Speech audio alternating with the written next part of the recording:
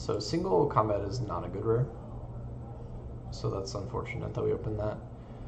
I like this guy, or this girl. You know, being able to proliferate often is important.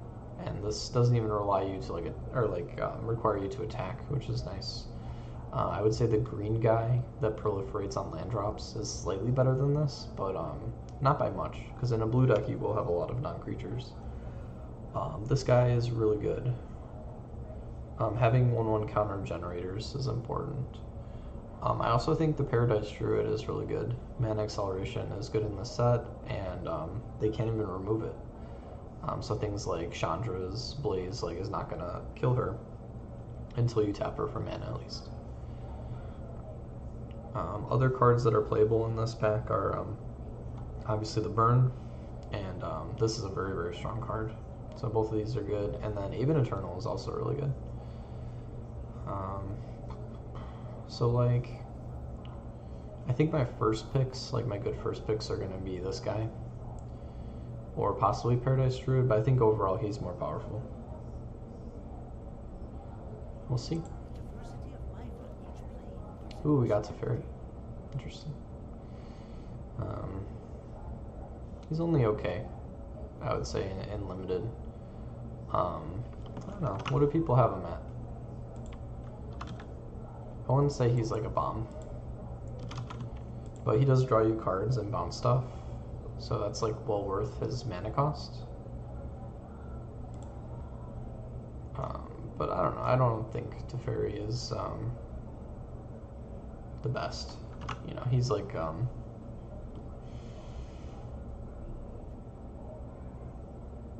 he's not a tier 1 rare. I almost think Evolution Sage is better. Especially because we've got this guy already. I don't know, I could be wrong, but I'm actually going to take Evolution Sage because these have such a strong interaction. I'm going to try it.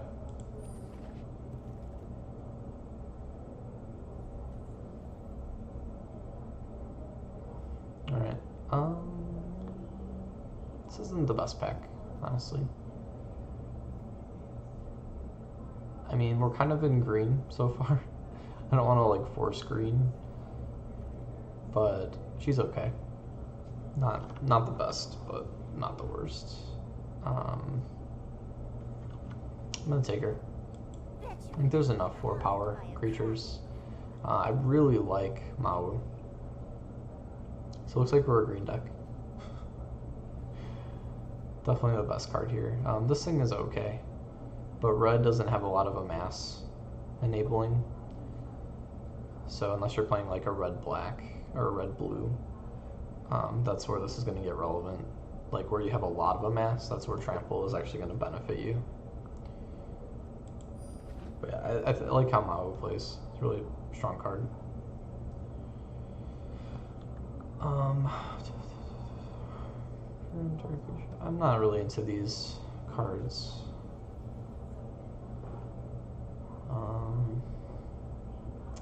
Trying to think what would pair best with green in this set. There's a little bit of red-green. There's a little bit of white-green. The allied colors tend to do well, it seems like. You know, blue-black seems like a powerful combination. Red-black seems like it could be good. But yeah, I'm kind of feeling the allied colors in this set. I guess Turret Ogre procs Kiora, so that's a thing. But I also like Rising Populace as just a standard creature. Let's try Turret Ogre. I don't know, maybe we'll go a Gruul. I might regret that pick.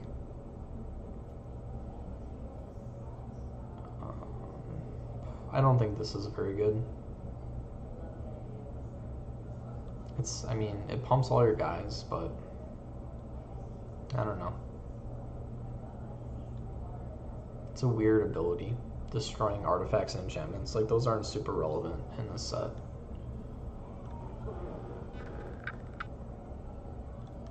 Alright. Sorry, my wife has to get up at 11:15. We still got time.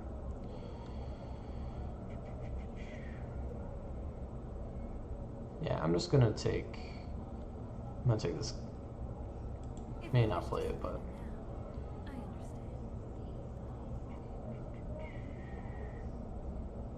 you know what, I think this is actually fine.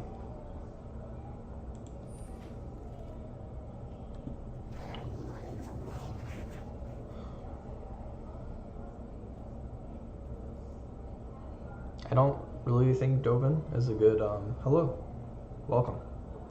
Thanks for joining me. Thanks for the follows, guys. Appreciate it. I'm guessing I should say hello to Reddit. But yeah, welcome. Yeah. Oh, thanks, man. Thank you so much.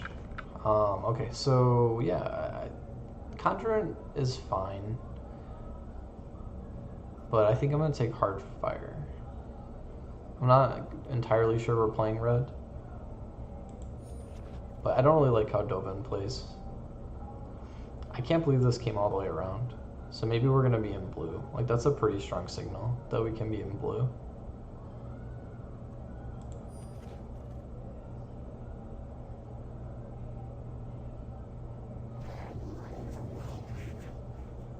I guess I'll take the counter.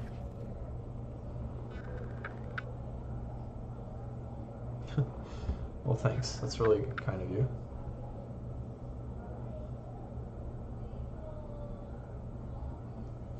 Yeah, well, thanks. Yeah, it's a balancing act. I got a 9-month-old, so she'll wake up at some point, and I'll have to cut it off. I'm sorry. I'm on paternity leave for like another week, and then I'm a teacher, so at the end of May I start summer break, and then I'll be able to play kind of consistently. Like, I'll still be watching my daughter during the day, but she takes like 2-hour naps, so I'll play during those times. Okay, sorry, let me get through this draft. I try to like do a draft in like 20 minutes, and I'm like way behind schedule. A lot of attention today. Okay, so yeah, commence the end game is fine. It's not like a bomb rare, but we do have some blue stuff working. So yeah, I mean, card draw is nice, and we will have ways to proliferate. So making zombies is kind of nice too. So maybe we're gonna be like a Simic deck.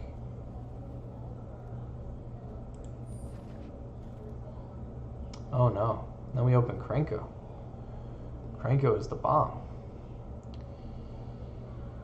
Oh boy, I should have just taken another Wildcrafter.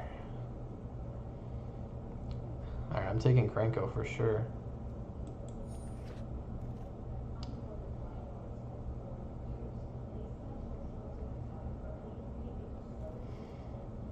This isn't a very exciting pack. This thing is okay. It's just a very expensive. Oh yeah, I've been there with the sick kids. Oh my god. For the first week of my paternity leave, she was sick, and it was just horrible. She like wouldn't sleep, and just, oh man, didn't get a lot of sleep myself. Yeah, I don't know.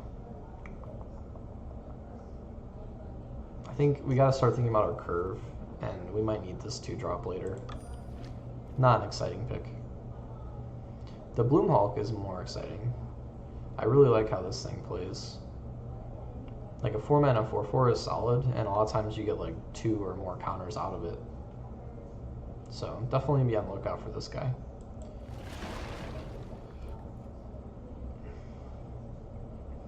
I also kind of like the Grizzly. It just gives you a nice mana sink late in the game. So once you're kind of like, the board is stall. I mean, New Horizons is good if it enables 3 colors, but if I'm not in 3 colors, I don't think it's worth playing. Like, you're just getting a 1/1 counter out of it, and as far as I can tell, like, the format is slow enough that ramp isn't amazing. Like, what am I ramping into here? Like, most of my stuff is pretty low curve. This guy does ramp. I'm kind of conflicted on this guy. I've seen it be really good. Like, if I drop him and then drop Krenko on like turn 2, that's gonna be nuts. But it's also a 0/3, so you're kind of like, you're losing card advantage, but in an aggro deck, it seems decent. So, I don't know. Maybe we'll see about him. Maybe we'll play him. I haven't been able to play enough to really know how good he is. I think it's probably Tybalt here. Like, it's not the best card, but Stinger, it's between Tybalt and Stinger. I like how this card plays too, but I'm kind of moving away from blue because we opened Krenko. Or we at least saw Krenko. We could be like a 3-color thing and play this.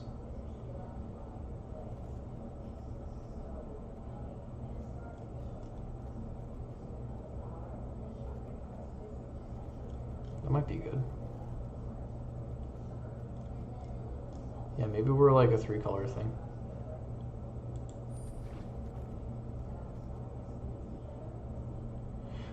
So now New Horizons is better.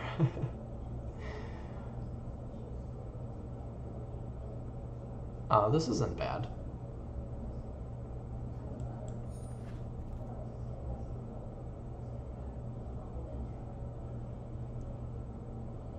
Alright, I need to kind of check out my curve. So what I want to do is just take away cards that I'm probably not going to play, which is going to be harder for me than normal, just because I haven't played this format very much. I'm probably not going to play it 2 blue if we're 3-color. Not going to play that, I'm not going to play that. Probably not going to play that. Okay. So we're doing okay on playables. Yeah, have a great day. Thank you for the coin. I don't know what you call this thing, bits. Thank you. In terms of 3-drops, we're at 6.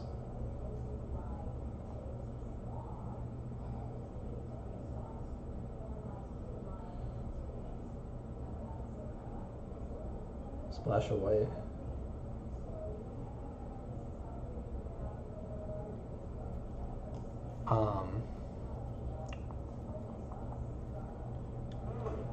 Sorry, you played NH? What is NH?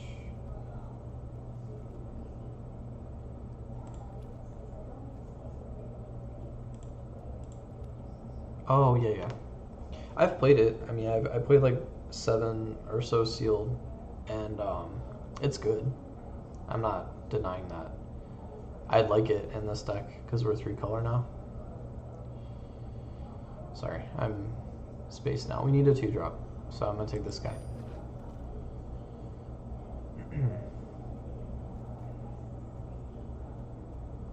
I think we have enough non-creatures that this is fine. If it hits nothing, you're sad. But it seems okay. I probably will only play 1. Yeah, nothing very exciting here. Let's move on to the next. It's playable. It's like people are gonna play around this. I kind of like this card. I like cantrip cards that have relevant abilities. This might be played. Oh no, we got Tulsimir. What are we gonna do? Tulsimir is so good. But yeah, I don't think we can play him. I think we're kind of set in our colors, and this is also a phenomenal card. So I think we're just going to keep our 3 colors as is. Another reason to play New Horizons, right? But yeah, the outburst is so good. Oh, now we see Storm. Not in our colors either. Brutal. Those 3rd pack like bombs that you just can't play.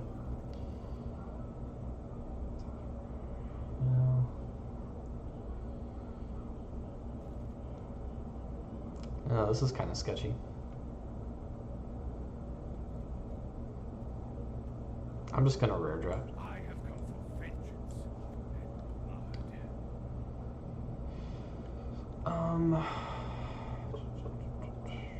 Yeah, I think Callous Dismissal is really strong. I don't think we have enough instants or sorceries to justify the Electromancer. But we have a ton of ways to proliferate, so getting a zombie out early is kind of nice.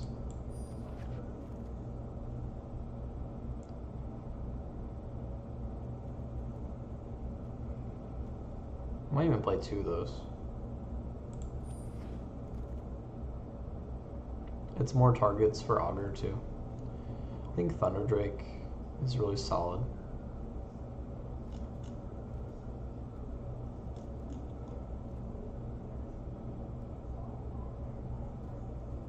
You just have a lot of 4-drops.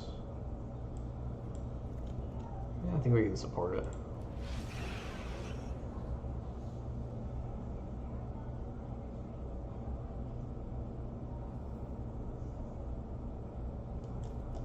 So, in terms of 2-drops, we're basically there.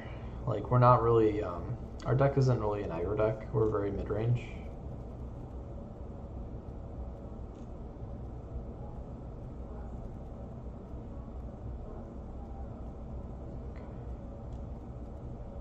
Yeah.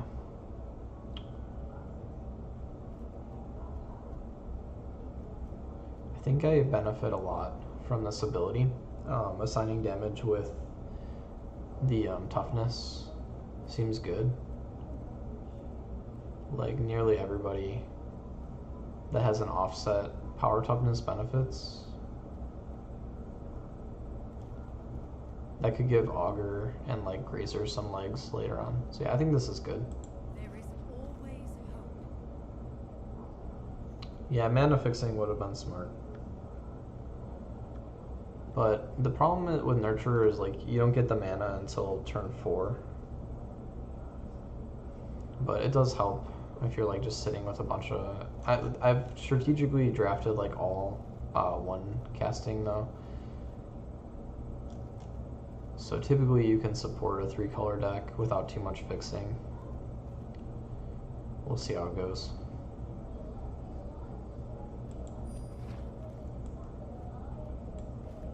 So it doesn't help. So I'll take the Gateway Plaza. That's going to help patch us up a little bit.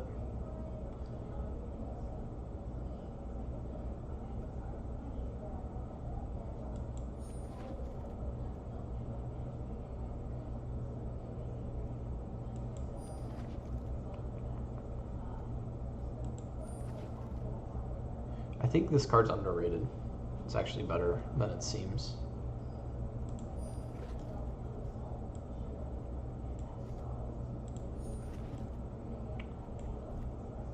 Alright, let's see where we're at.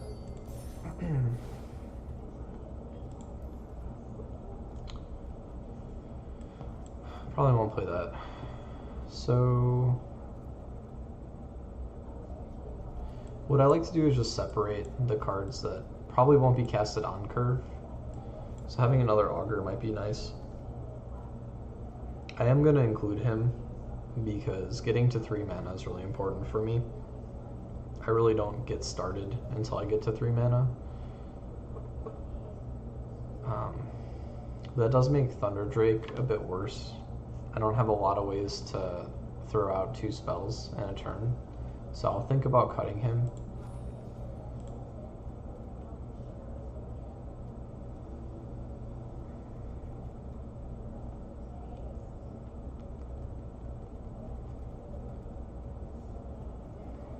I also want to think about including 1 more Augur.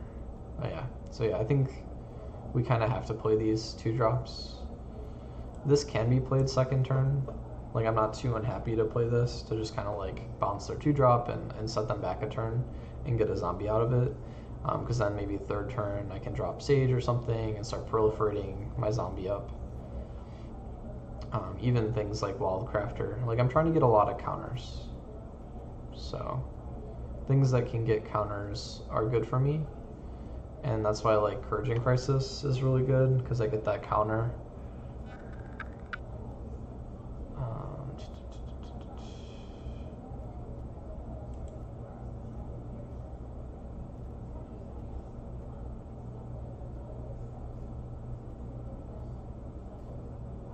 It's like I only have like this is pretty good for accelerating your mana too, because you can untap a land, and it has a lot of loyalty. The ability isn't super relevant for my deck though, because I really only have 2 creatures that can hit it. So I almost just want to cut.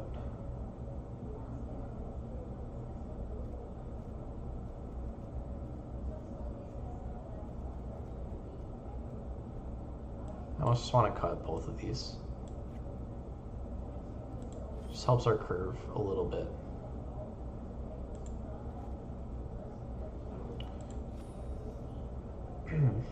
I'd like to cut one more non-creature.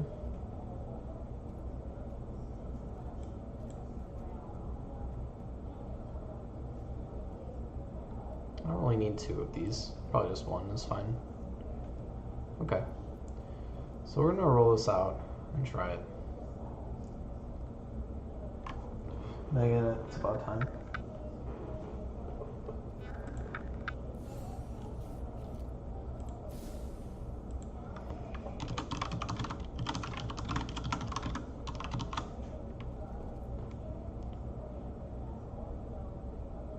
We'll see.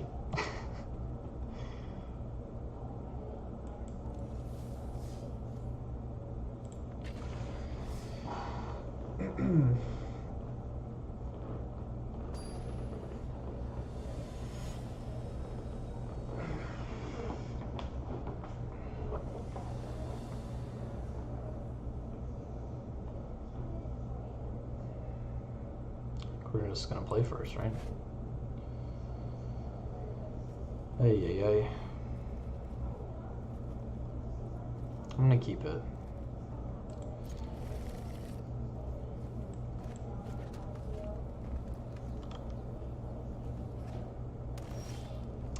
It's not what you want to see.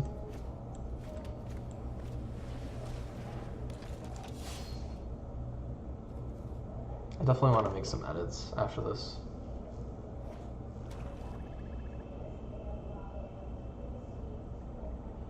The one thing that's nice about best of one, one thing that's nice about best of one drafts is that you have 3 losses to give, so it kind of lets you play around a little bit more than usual.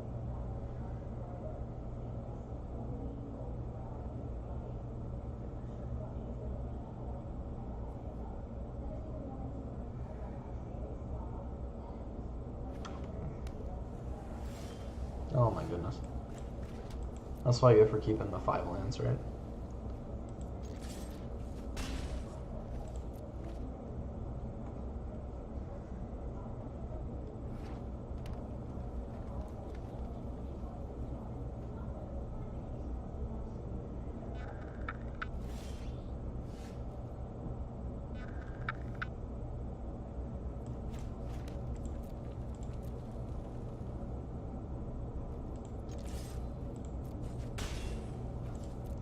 Poor guy is probably holding up a counterspell every turn. Like, you can't hold up a counterspell if I can deal damage to you. Because even if I had something to play, I probably wouldn't.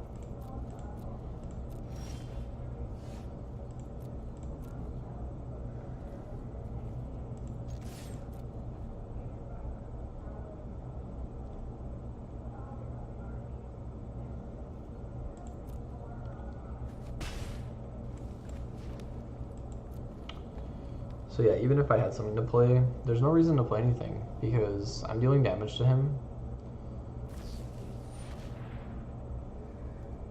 I almost like don't. I almost want to just throw him at it.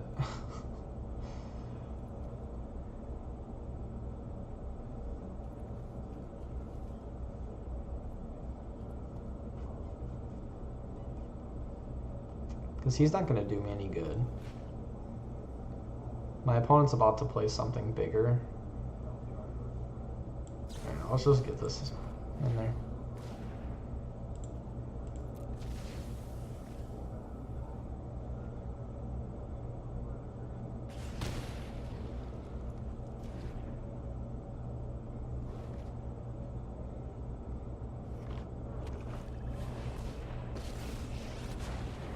Arlen's really, really good.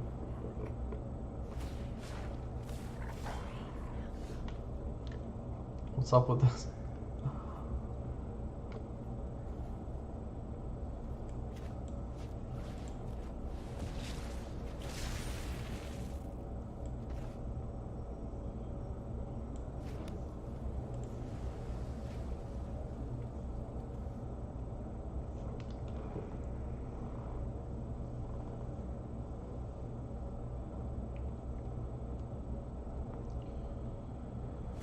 So I think the play here is to kill Arlen now, because then he just gets a 2-2. He might have the counter, but there's nothing we can do about that. But basically, if Arlen dies, his wolf just comes in as a 2-2. At least we get to bury a land. There are good cards in my deck too, somewhere.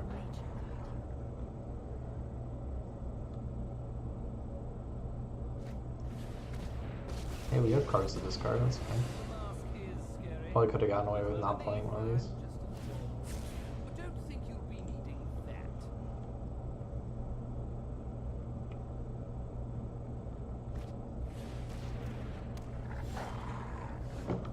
Come on, deck.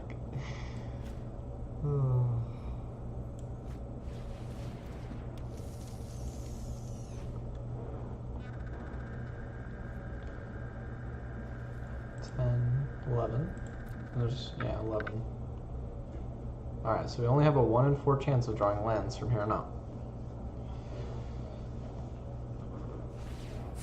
A mind is a terrific thing to waste.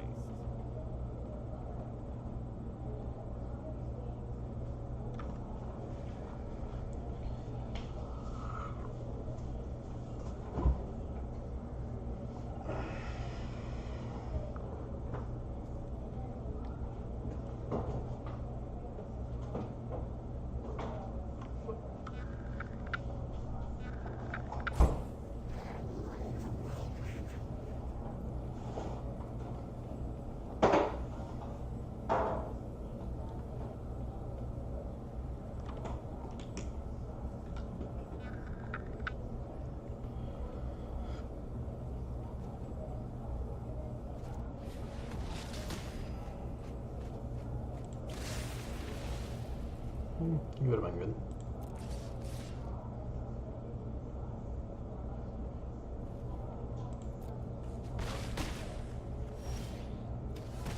Oh yeah, no problem.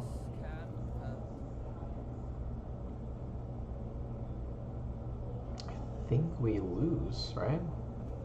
I don't see how I win this game.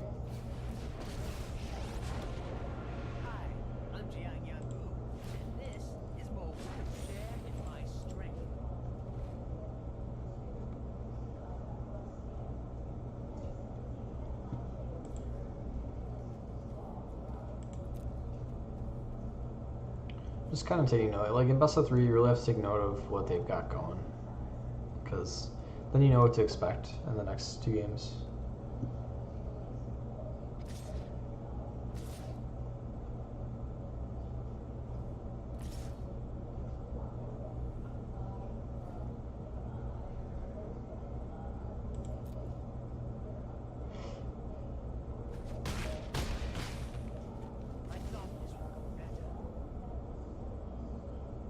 I don't think I have any outs.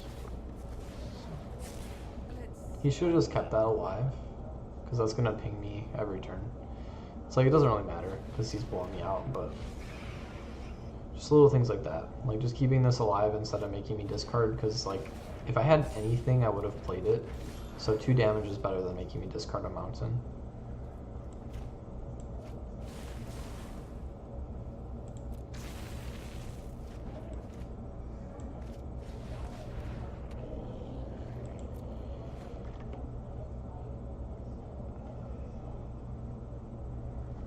There's something to be said too about just conceding and not playing this, because now he knows I have it. So going into game 2, it's like, it's just more information for him.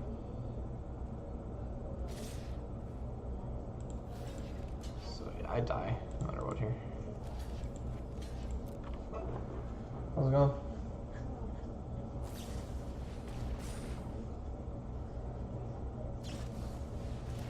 Like right now, he doesn't need to give me this information. Like now I know to expect steady aim. Now you can also do some mind games, like if I know he has steady aim now and I'm thinking about that, he might board it out. So the next game I might be playing around it and he doesn't have it.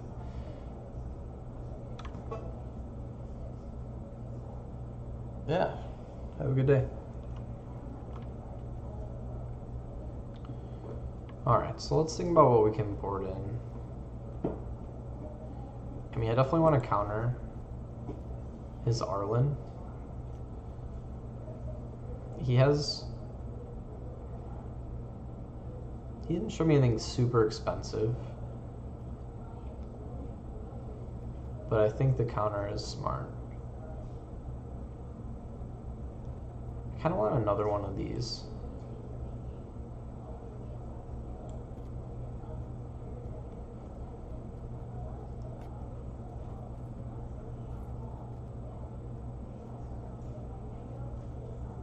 And then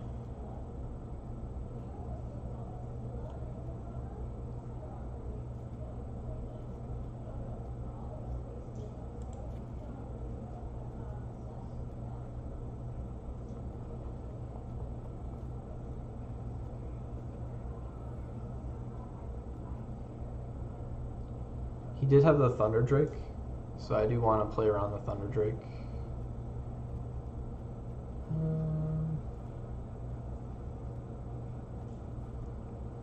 Guess we'll just play one. Courage and Crisis. Alright. Hopefully game 2 goes a little better.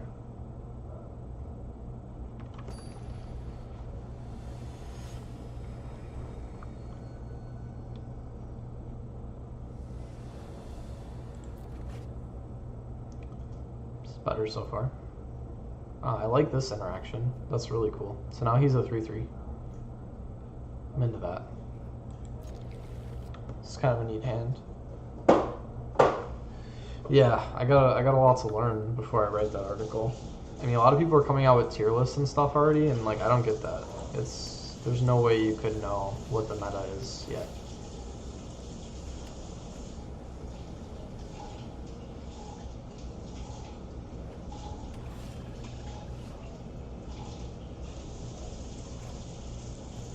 So yeah, I like this interaction here. That's pretty cool. Our destiny is greater than ever.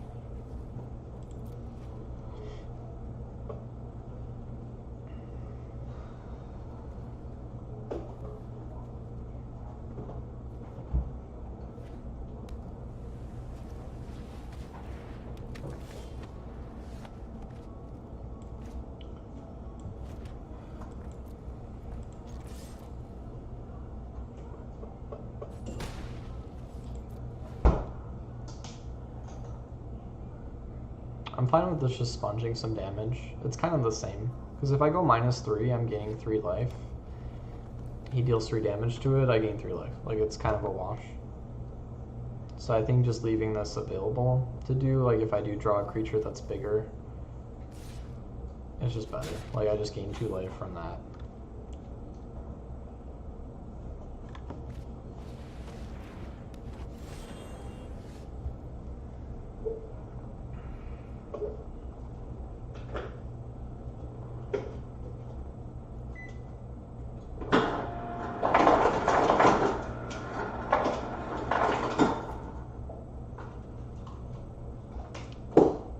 So let's see what we have first.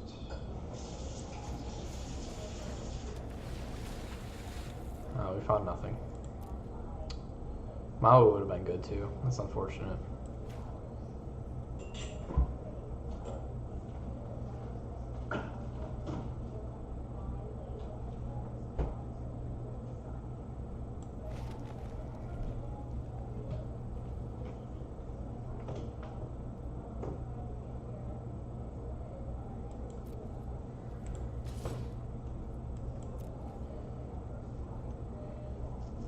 Yeah, I mean, like, my creature's worse than his, so he doesn't want to block me unless he's worried about dying.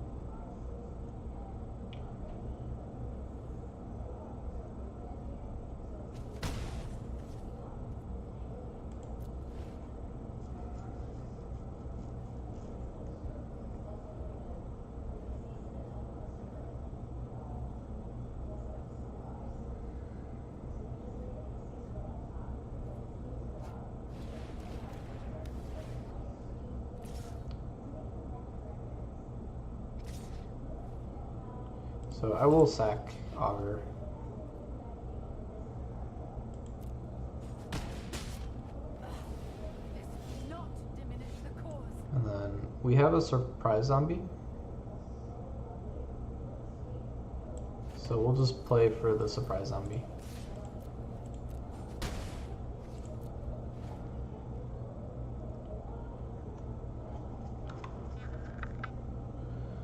Oh, thanks. Yeah, I'm really happy with the reception that guide got. I'll be writing some more stuff on war. Just gotta learn a little bit more.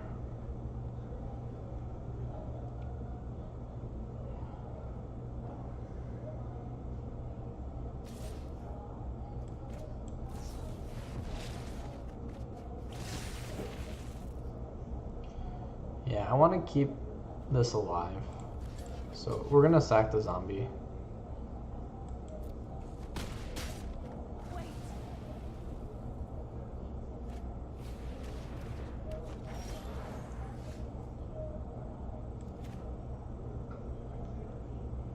Okay, so I'm gonna attack.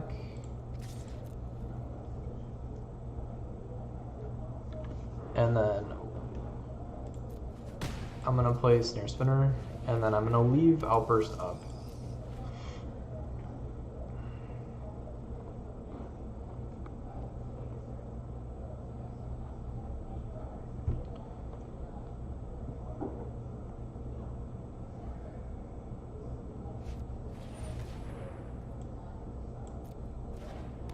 Okay, he's in big trouble. So he's dead. So we'll kill the Thunder Drake.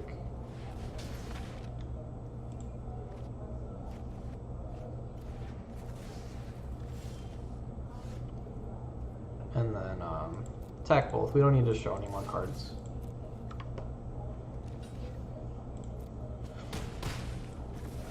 And we'll just throw. Grazer did work this game.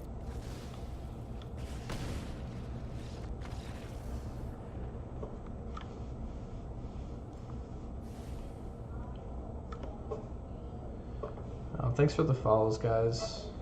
I gotta get better at streaming. Multitasking. I need like another monitor so that I can see like what people are doing. I'm like relying on my phone. Alright. Yeah, okay. Let's try it again. He didn't see my counterspell that I boarded in, so hopefully that comes in this game.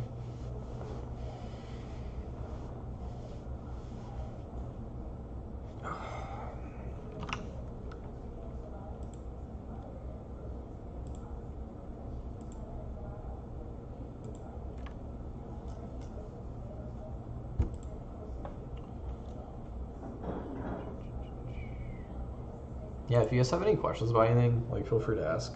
I try to at least answer all those, and thanks for joining me today.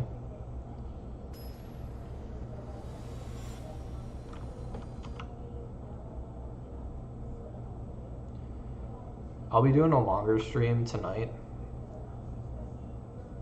It's like my scheduled one. I try to just stream when the baby sleeps, unless I have to sleep too, depending. But yeah, I always stream at least like 2 nights a week for a few hours at a time. So if you want to catch like a longer stream, you can do that.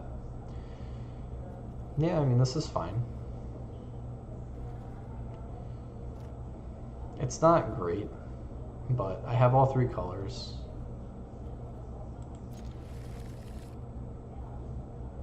So hopefully just draw some food and we're good.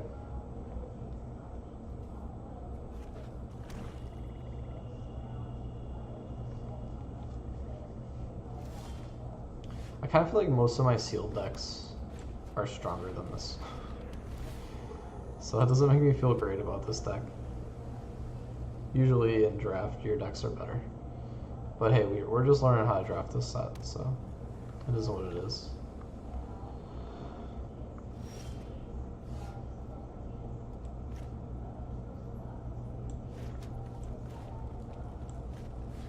Hopefully we find something. Ah, no. No. We cry every time.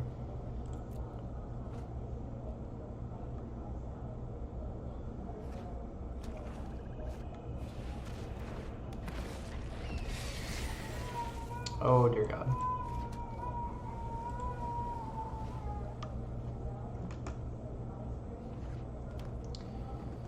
At least we're in game 3. The beast is stirring. Okay, so I have reach. I don't think he realized that.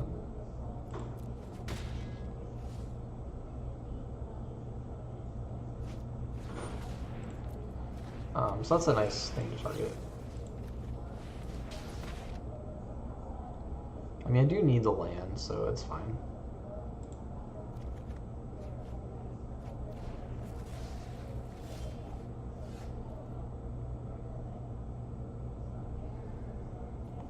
I almost want a bigger zombie instead of playing him out. But the zombie will grow him? Yeah. Yeah, the zombie grows him, so that's cool. And then when I proliferate, everything benefits. I could have attacked for 1. I should have attacked for 1. But we would have just traded 1 damage, so it's not a big deal.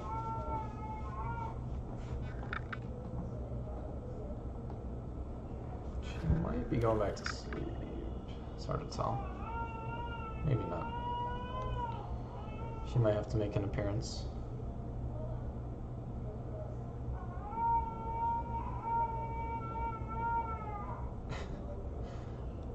I apologize if you can hear that. So I really want to draw land.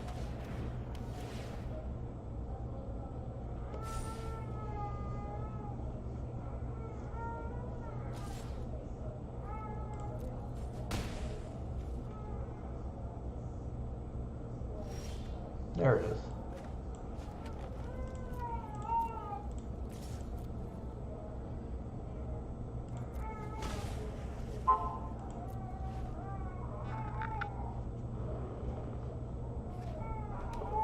Yeah, she's still got her head down. I'm gonna go bring her down. Alright, I'll be right back. What?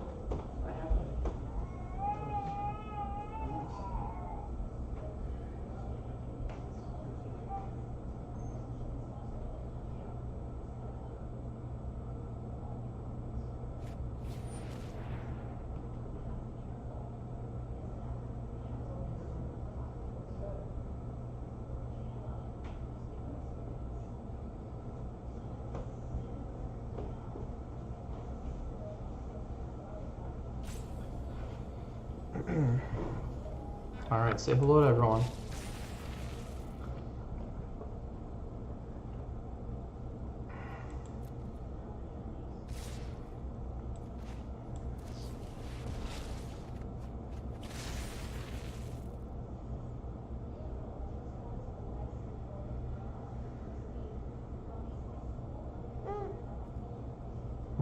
I wonder why that doesn't count. Because it enters and then it gets the counters. Okay. That makes me sad.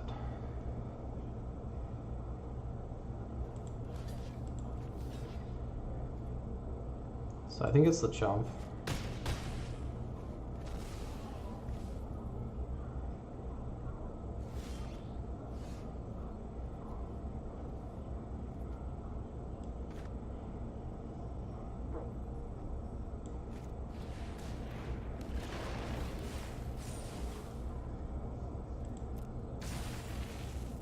And then we'll go ahead and proliferate again.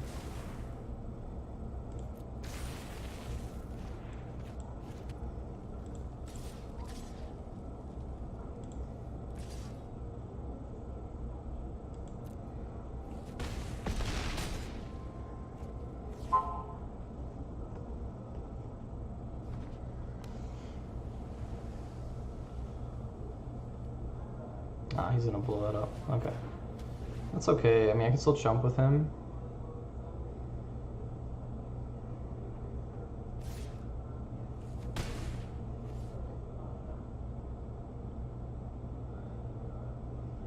He might have a removal. Okay.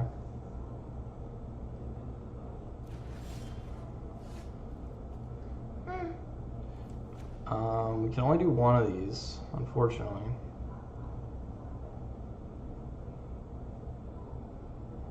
But yeah, this is better.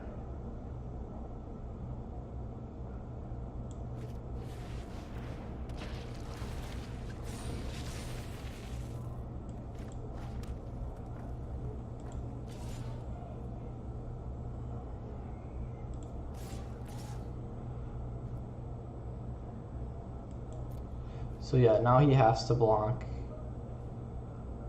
the 6/5. I don't know why I left the zombie up. I could have attacked. But yeah, he's in bad shape. We got there. Alright, cool. So we got a win. This baby's awake. Her name's Violet. She's really cute. Thanks for joining me today. Thanks for reading my article, those of you that came from Reddit, and thanks for all the nice comments and feedback on that. I don't think we made the strongest draft deck ever, but we got the first win, so that's what counts, right? And I'm looking forward to drafting more War, and then once I feel like I've got a pretty good handle on it, I'll be writing about it. So that'll be coming definitely before. Sorry, I'm distracted. Hello. Oh, hey Andrew. How's it going? Yeah, this is Violet. She's cute. I know the camera's really small, but get a look at her. But yeah, I'll be playing a lot more War, and once I kind of feel like I have a handle on it, I'll write about it. So that'll definitely be there before Rank Draft comes out. So I think that's about a week and a half out. So yeah. I'll see you all next time. I'm going to stream at 8 tonight, so if you do want to see more of this deck, and I'll probably draft another one tonight at least, yeah, check it out. Give me a follow if you like the stream. If you're feeling really generous, give me a subscribe. You can do it for free if you have Amazon Prime. And yeah, that's my plea for the day. All right, have a good one. Take care, everybody. Thanks again.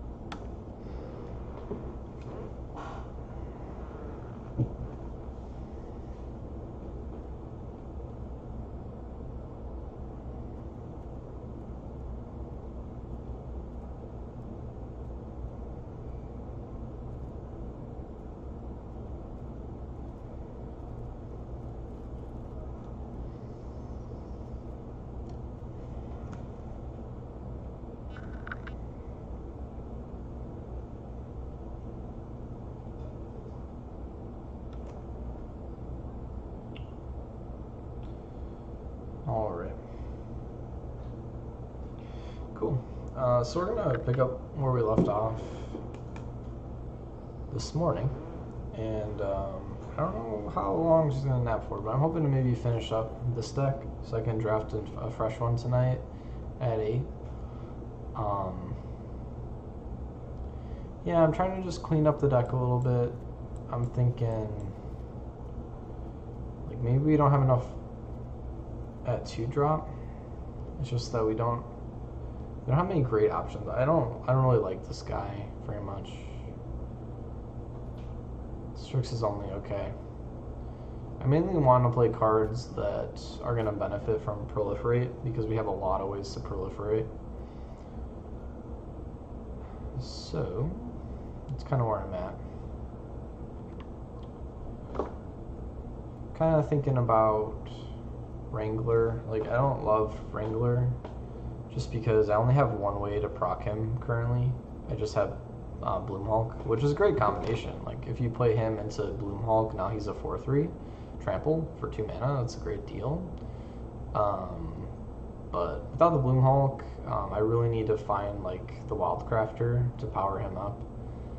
So I'm not like loving having him in my deck. He's only okay. So I'm just trying to think if I have other options. Right now it looks like no. I could play Strix though. That is possible.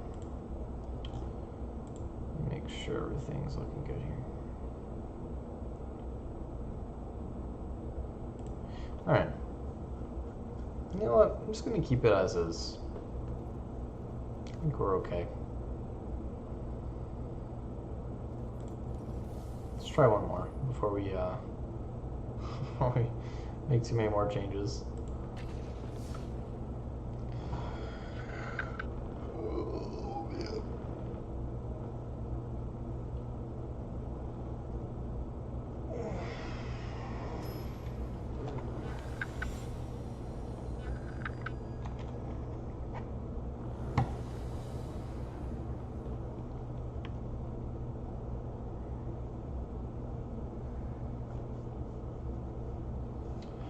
As always, if you guys have any questions about anything, definitely ask. I try to kind of narrate as much as I can about what I'm thinking as I play and draft. Right now I'm thinking I have one land and I have to mulligan. But yeah, if you guys have questions on stuff, I'm happy to answer those. Well, we're playing a mono blue, I guess. Oh.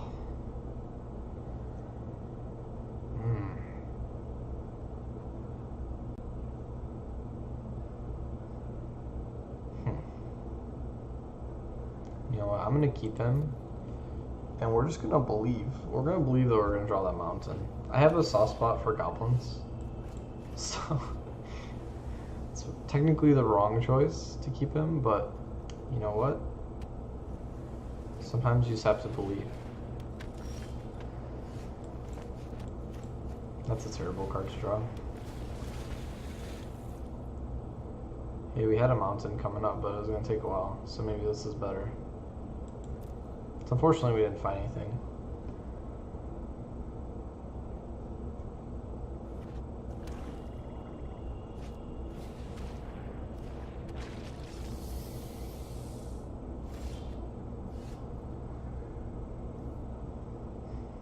I'm just gonna like slow him down. We're in trouble here.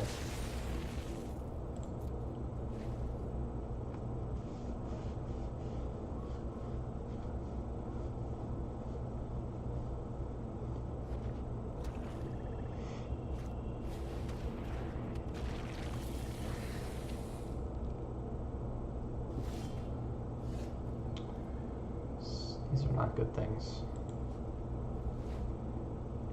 So probably the play here is just to double block on Eternal, because absent a trick, he's got to trade 1-for-1.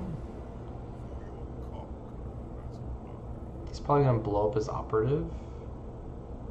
I mean, I would love for him to blow up my creatures, but I'm not entirely sold that this is a good card. Like, the damage is fine. No, not entirely sold on that thing. Ugh.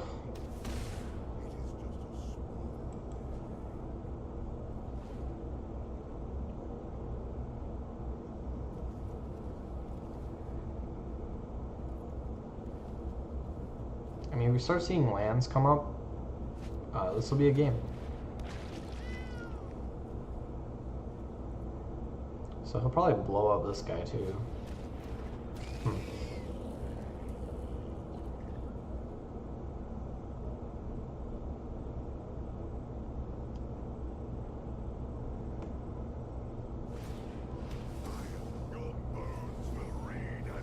He's up 4 cards.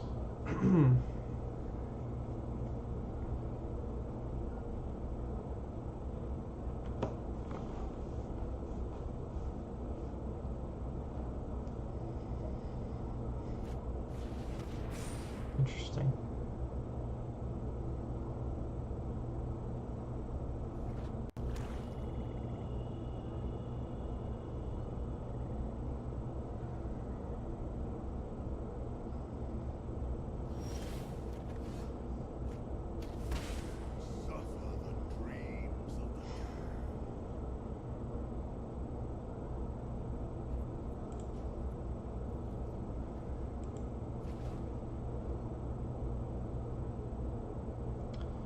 sometimes this happens. Magic the Gathering. At least we're in a best of 3, right?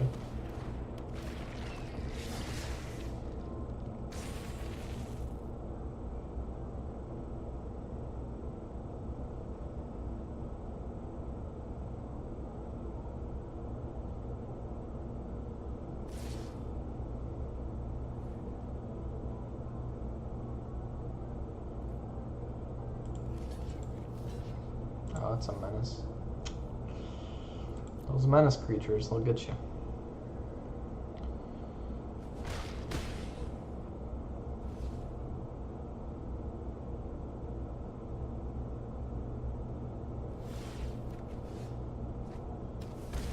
Try not to think too hard. Wow, wow, wow. Hopefully it's green, so we get a blocker.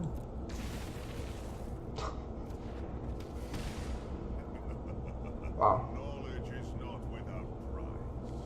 Alright, let's go to game 2. This is insurmountable, I think. I mean, I'll let him kill me. You know, it's actually smarter to wait because I just see more cards. So if he just shows me more stuff that's in his deck, I'm gonna kind of know what to expect in the next couple games. So it's I was very tempted to rage quit, but let's be smart about it. Does it even matter?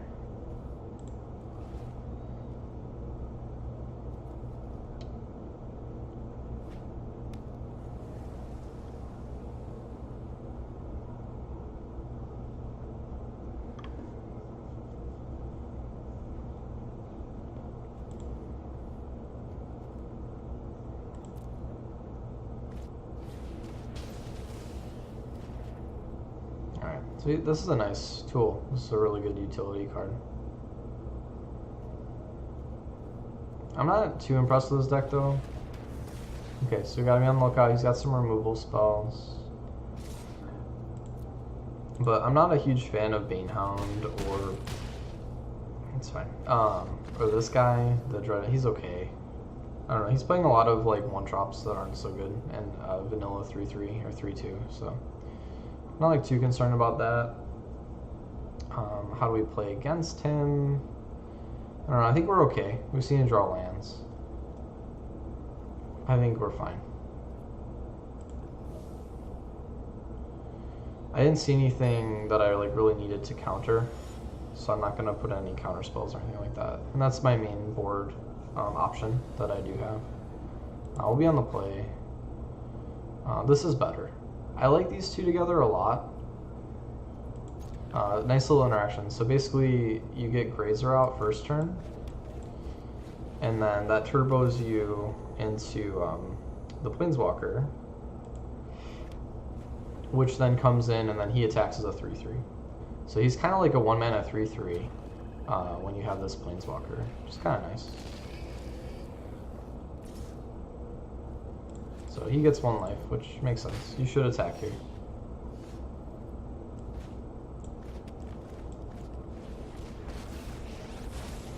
There is always hope.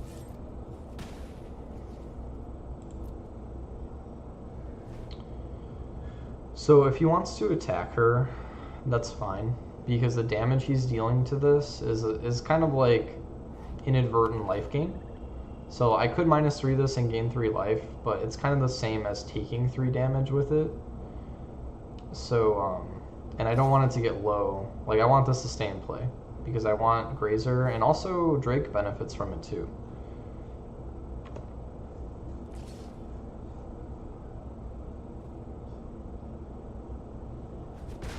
This means nothing in the grand scheme.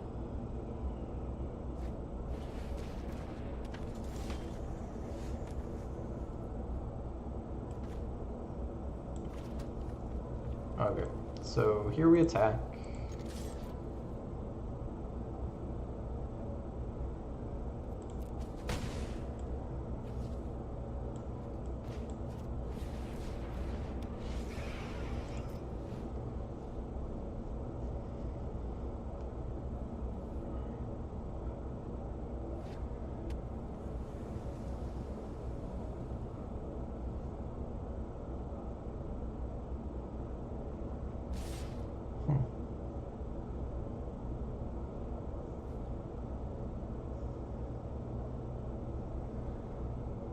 trying to think what tricks he has. What's the... Are there tricks in blue and black? I'm still learning this set. What would he have? Oh, he's got that 3-mana guy that when something's dealt damage, you kill it. So I'm gonna let him through. It's like a 3-mana, like 3 power guy or something. Need to fight. And then it's like if a creature was dealt damage, you kill it. I think. I could be wrong.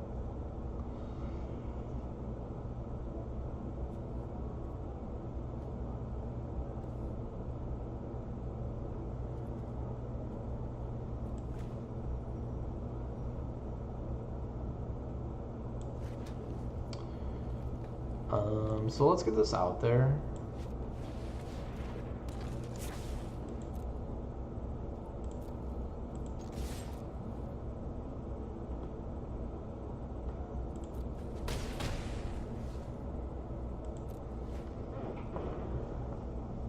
So basically now the plan is I'm gonna let her go. Probably. It kind of depends how he attacks, but okay.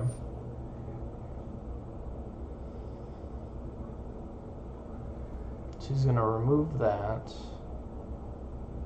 But he's got enough power to cover this up. That's unfortunate.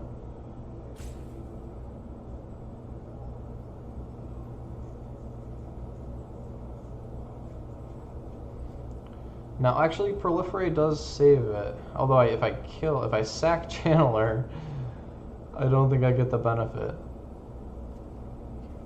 It's interesting, because it's a cost. So I'm paying the cost of the spell, so it won't be in play to see the spell. So it doesn't work. I was thinking like, hey, I could get this to 4. That would be nice.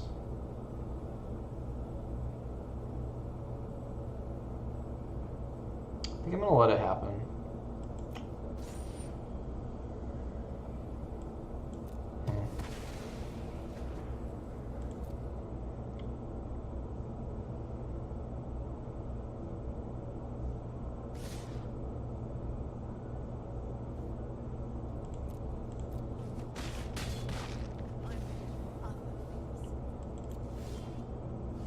It's not what you want.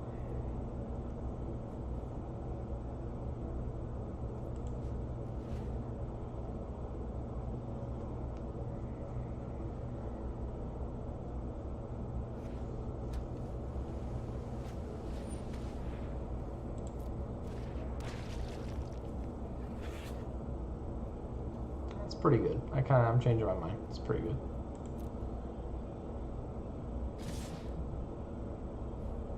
So he sends the team.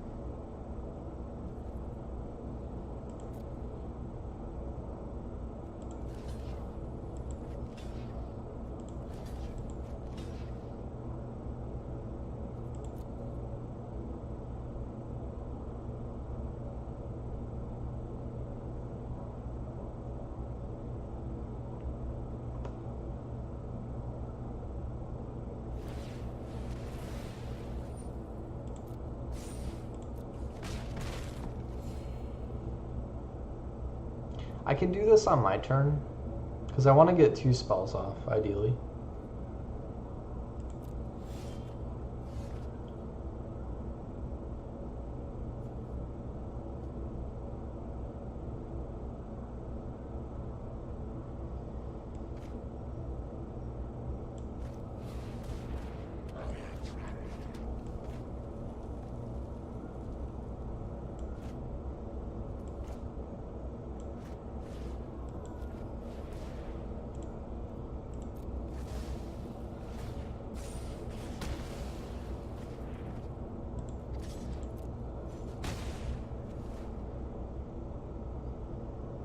So he probably has removal for Krenko. We're still racing. We're 2-2 right now, because he gains 1 life and I deal 3. So we're like a 2-2 race. We'll see what he opts to do here. Okay, so he's gonna try to race me with the lifelink. It's not really gonna work against Krenko though.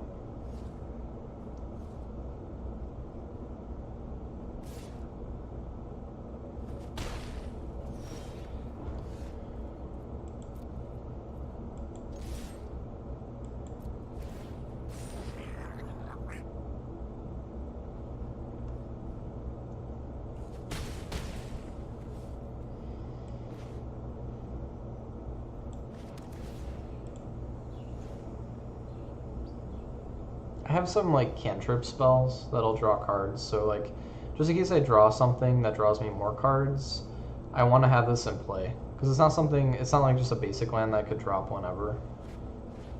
Oh boy. Okay, I don't have anything. Oh yeah, he can blow up whatever he wants. So he's got to kill Kranko, I think, right?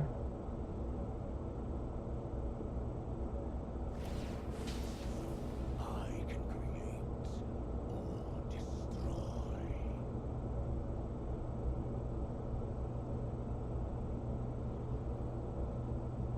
That thing's good.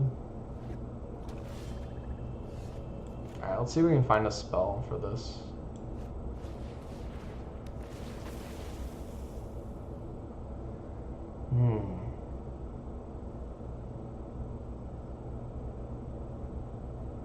It's really tempting to take this, but like I need to do this right now.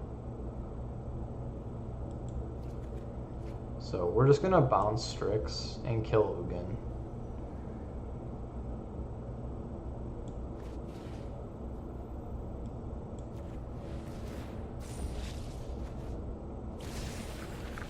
Hey, thanks. I really appreciate that. Because now he's top decking. Like, we're both top decking, but my position's better than his. Like, we could have waited and just played this out, but it's really only getting me a 3/3 and 2 more cards. And Ugin is just dangerous. We can take 3. Good. I can attack him back. We'll see. Oh, maybe I can.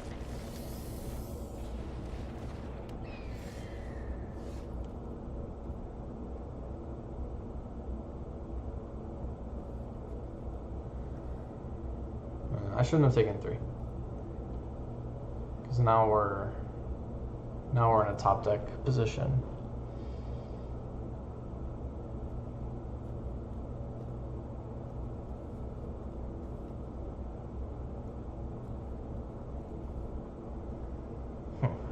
Nine. Hey, all right.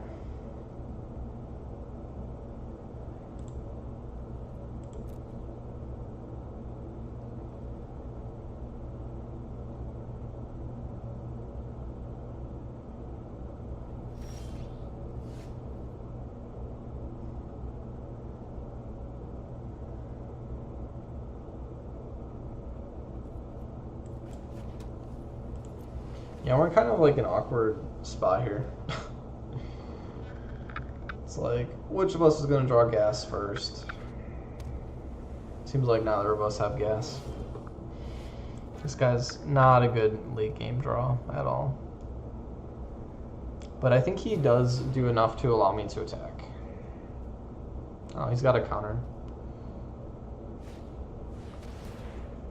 He's just playing that so he can scry.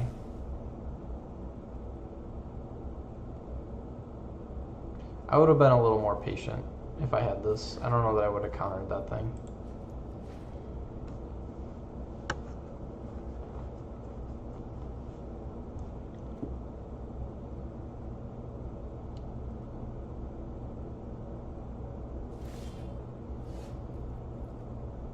This is pretty good.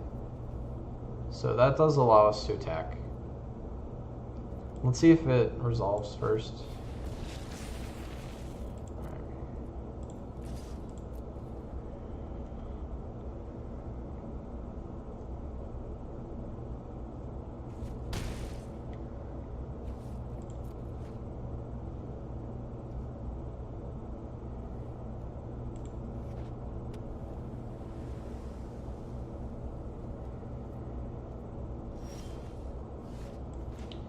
This is nice. So hopefully we get another spell out of this too.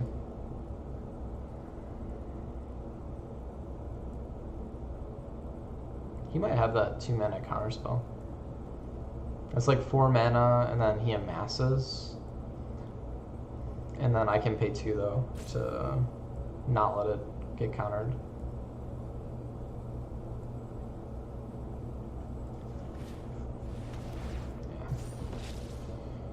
So we will pay for this.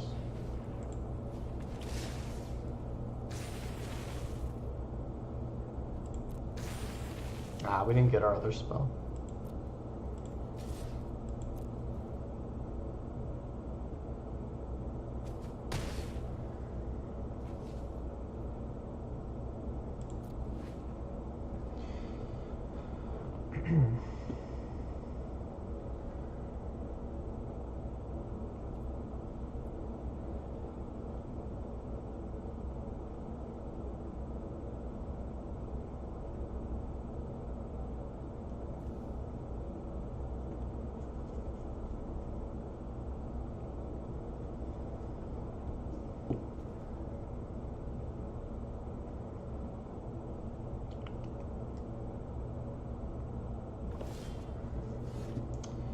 Alright, so once again, we'll see if we can find something.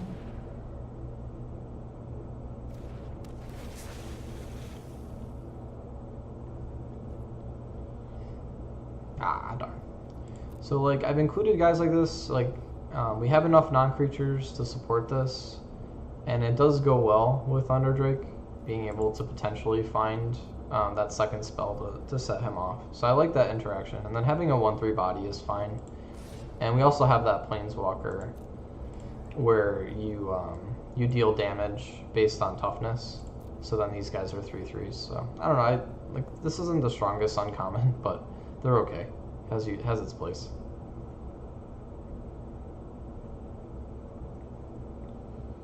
It's got something.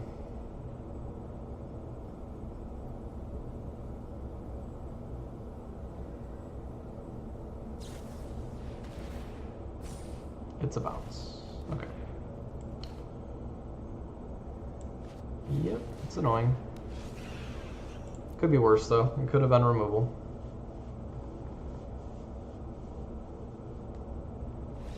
Wow, he just quits. He had some time. Like, he had a lifelinker that he could have sacked for 3 life. He had a blocker for a turn. I don't know. That was a little preemptive.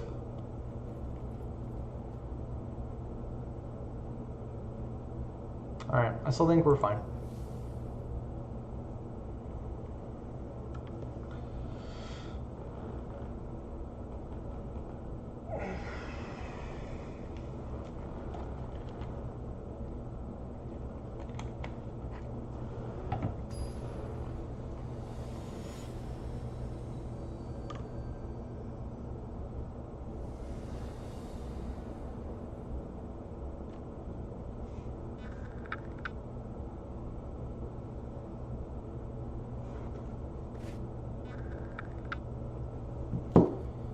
That's not what you want to see. At least he insta-mulligan too. But yeah, we can't keep this. Well, it's not the flashiest hand, I could imagine, but we can play stuff. We have all our land colors, so alright.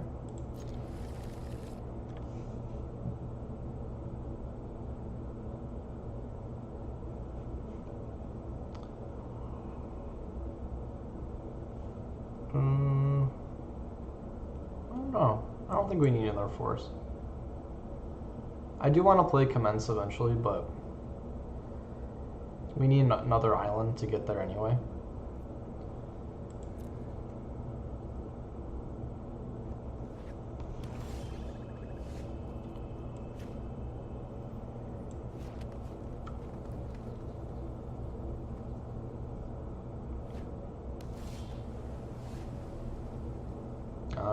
So because I drew the islands, we can wait on Plaza. I'll play the 2-1 out and just can get that 1 extra damage if he doesn't play anything. He's thinking about killing it. Wow. Alright, he's just reading. Never mind. Sorry, I thought it was end of turn. Because he has that 2 mana spell that kills little dudes. Oh, the mill card.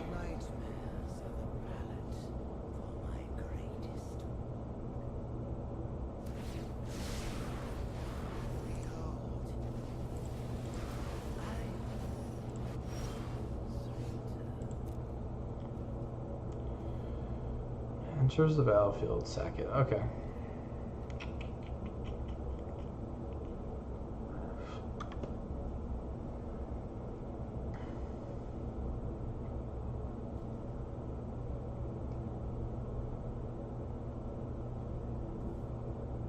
I don't think Flux Channeler's doing much for me here, but like I have no way to proc that. Maybe we would just accelerate.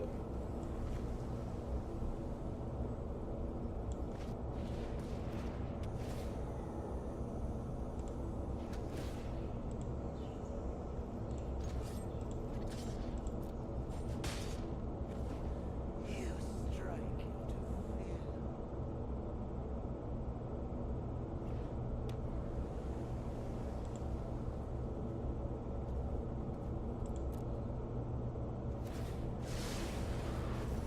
Ooh, you got the beef that time.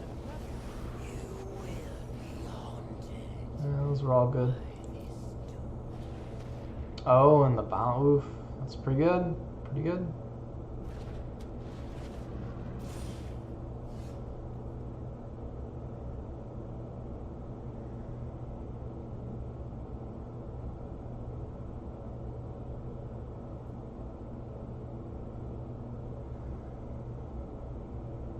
Hmm.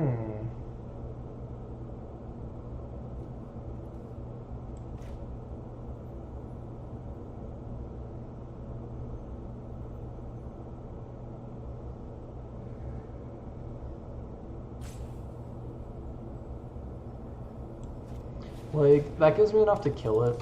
Here, we're gonna do it like this. So hopefully he plays it and hits it and doesn't have anything else. And then we can kill Rescuer Sphinx and kill it. Because this is a win condition for him. Terror and horror are the ingredients of the perfect. This. My dreams dissipate like smoke.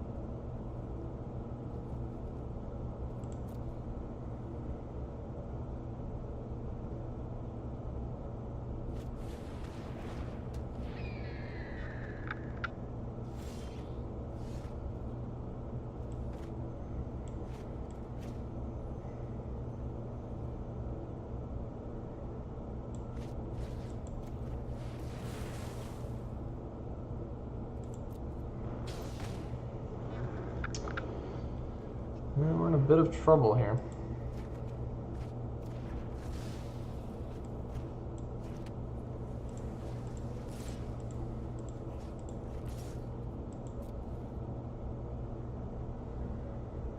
We're on like a 6-turn clock unless we kill this next turn. So hopefully he can't. Yeah, because this draws me 2 as well. I'm in trouble. Hopefully he's got nothing. he's got Ugin. What does he do with Ugin? He makes a 2/2. He should. Wow, that's interesting.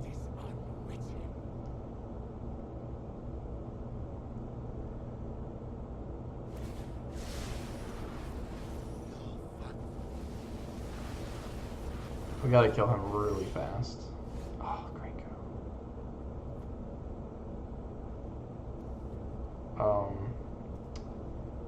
Yeah, I think I have to do this, right? Because, like, either I commence endgame and make a 4/4. I don't think a 4/4 is good enough. We need to win fast.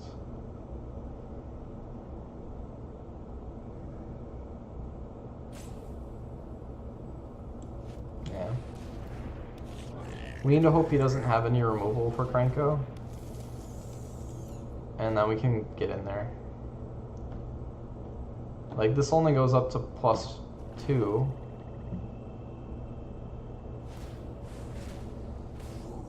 Lies beyond vision. We can attack with both. We can still make a zombie. It's gonna be an exciting one.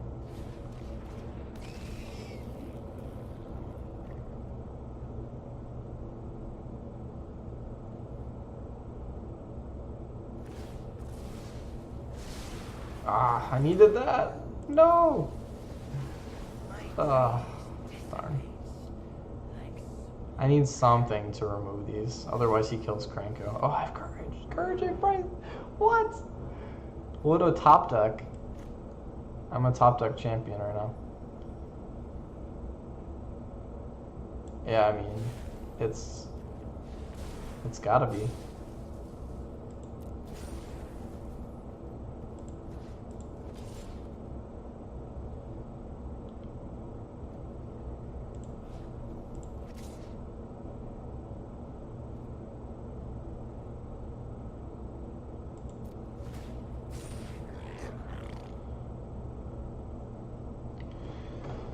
Oh man, this is nuts. This is a nutty game. What's gonna happen? What's gonna happen? He's gonna get all these cards. Like, what's this card? Is it gonna win? I don't know.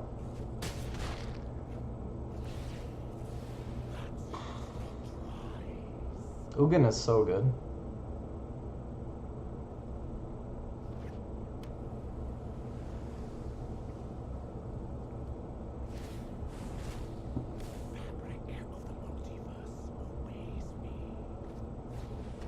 That's a lot of blockers.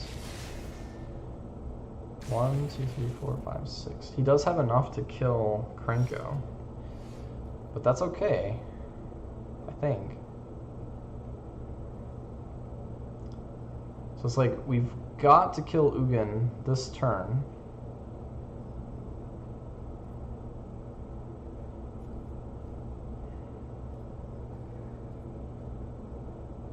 I don't know that I can play this at any point.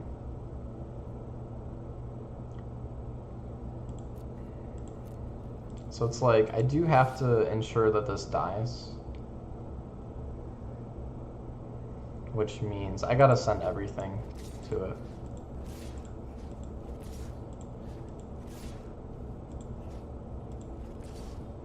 Like, realistically, he's gotta block Kranko with everything. Because he needs that to die.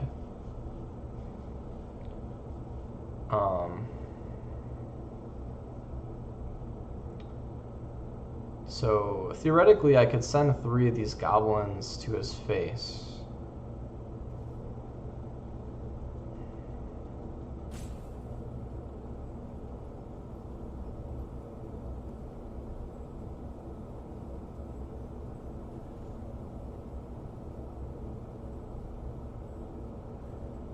I don't know, I want to make sure it dies.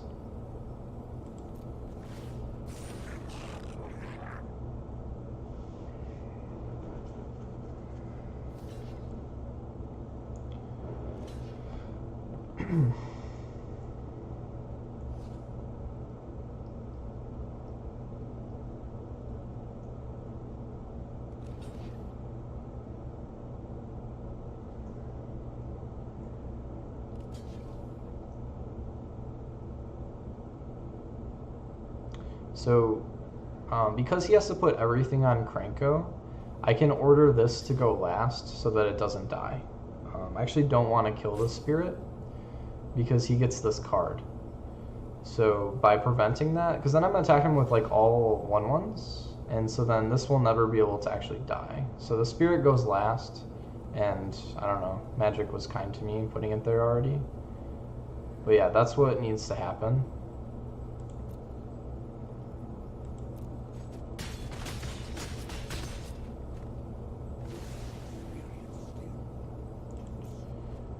And then I don't think we're going to commence the end game because we need some turns to get in there.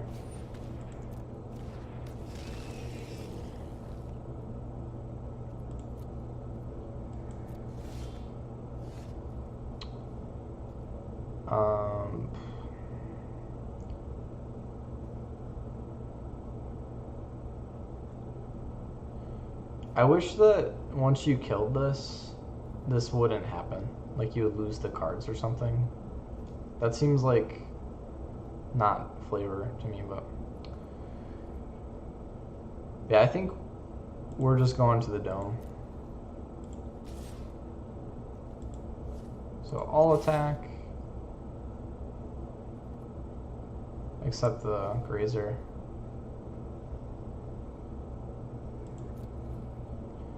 So, like, theoretically I get more damage if I play this, because now they're attacking for 3. But I don't want him to see this card. Like, he might have something good.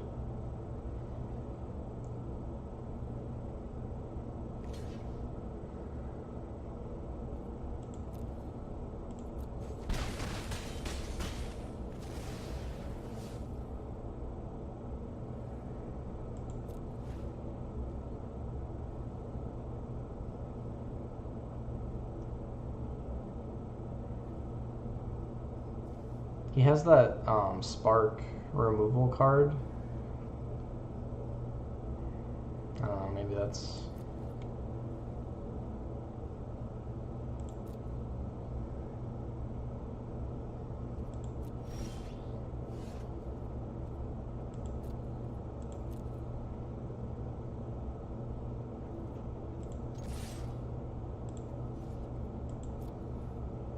It's a lot of goblins.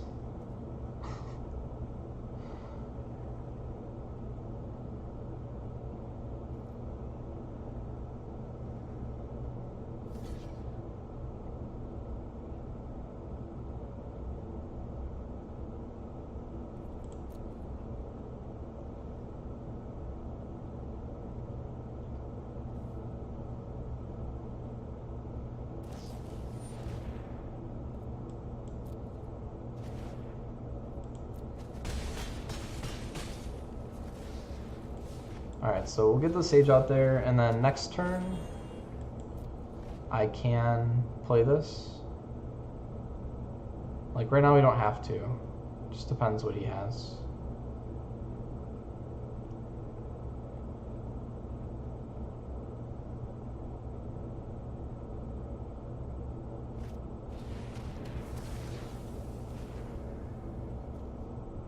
Why didn't he sack the... So yeah, it doesn't matter. He can only block one goblin.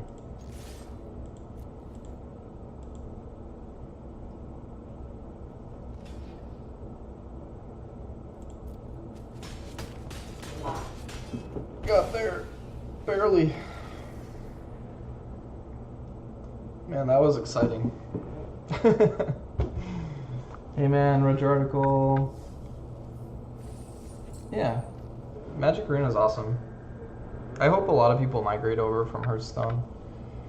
I mean, there's good card games out there. I liked playing Gwent. Like, I played in the Gwent Pro League a little bit. I didn't like when they made like a ton of changes to Gwent that I really lost me, so I quit. I heard that the Homecoming was good. I just haven't played it. I've heard that it improved at that point. But, yeah. I don't know. I heard that Artifact was a bust, but Magic is the game. Magic is the best card game. So I'm really happy they finally have an online platform. That, well, they've had, Magic Online, but one that's a little more like 21st century or something. All right.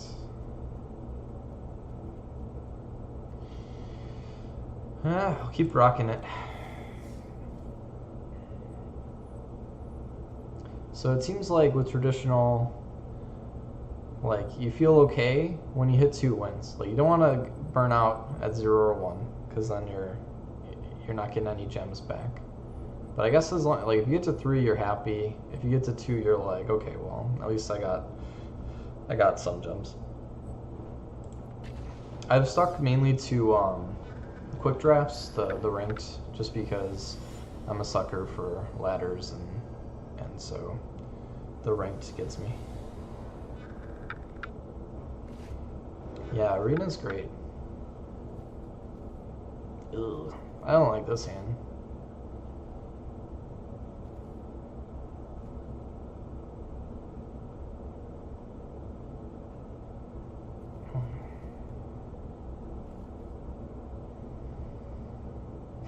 I think it's good enough.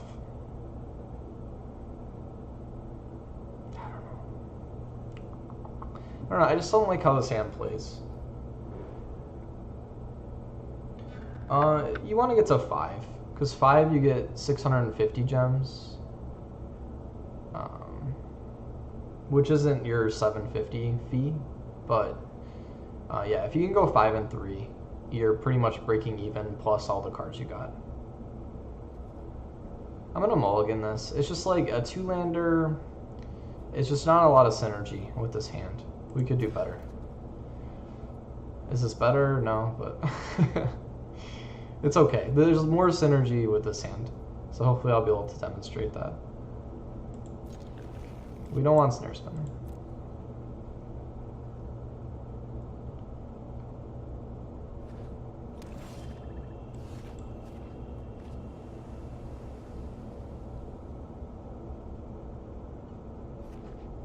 I think if we draw a forest, we're fine. Oh no, I don't want to bounce him. Thanks.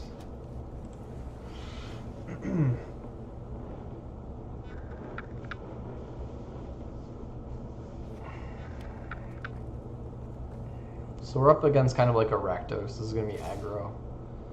Black-red. I mean, like, 4 isn't bad. It's just that... Am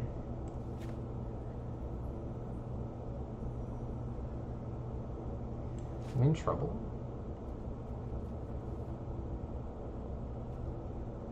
It's just for 4 you get like 450. So going from 4 to 5, that extra 200 gems percentage-wise is pretty nice. Okay, so we definitely want Wildcrafter, but our mana's all weird.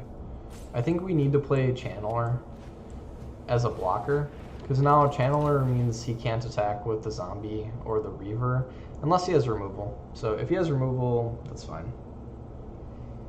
But at least playing with what's on the board, this saves me 2 damage. So now his zombie's a little bigger, so now we can't do that anymore.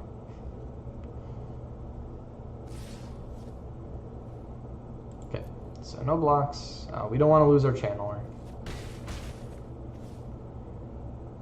But with this play, thanks for the follow, Viking. With this, oh, we got the forest. Now what?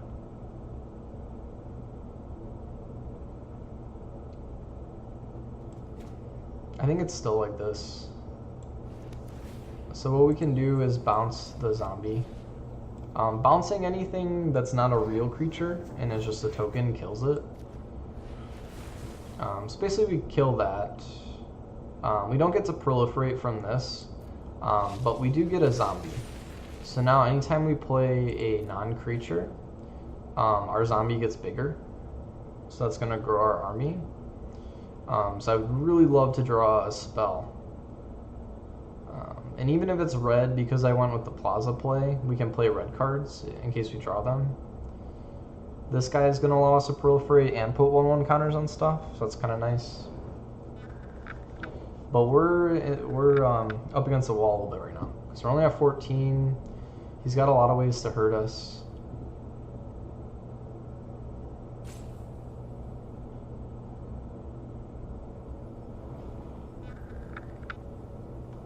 Hey, thanks. Yeah, I've written articles on everything so far, except for War of the Spark, and actually Dominaria, because I just started doing this about a month ago, or probably a month and a half at this point. So I'm still new.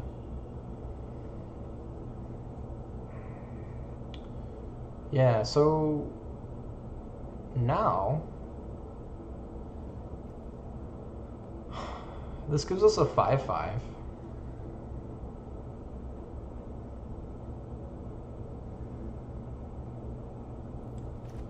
We do need to play this. So basically I'll proliferate, and this will add 3 to my army, so now I have a 5/5.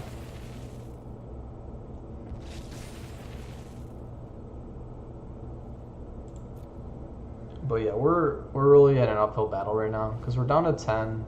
This guy can do damage every turn if he gets to 7 mana. So assuming he's got like another land, but he doesn't.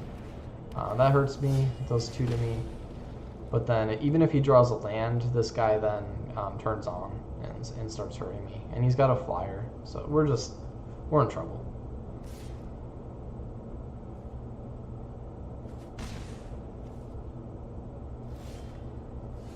we flooded out pretty good too. So like on the mulligan, we started with 6 cards and we're up to 8 lands. That's pretty bad. So I don't even want to show him that I have this. We're just gonna go to game 2.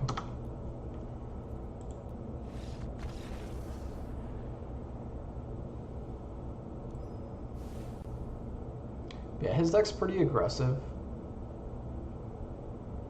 So maybe having another thing that can block 1/1s efficiently would be good.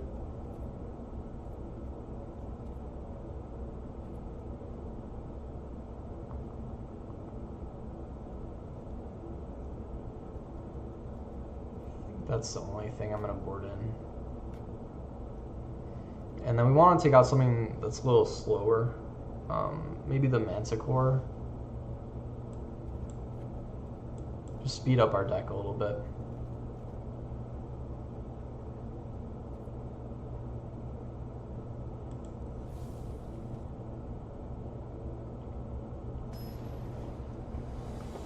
The Fonz.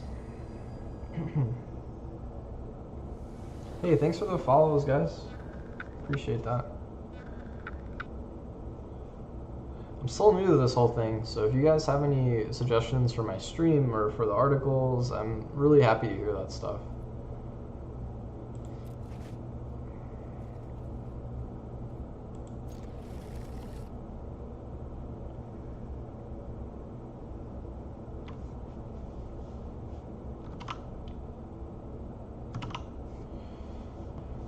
Ugh, he's having trouble over there. We do need to find a forest pretty badly with this hand.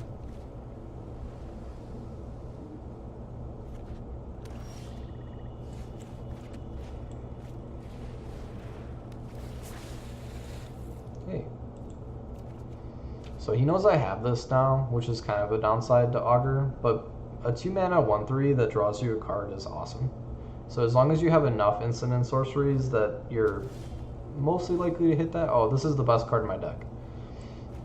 So yeah, so we'll attack for 3. Or 1, I mean. And then Krenko comes out. He is the best card in my deck, by far.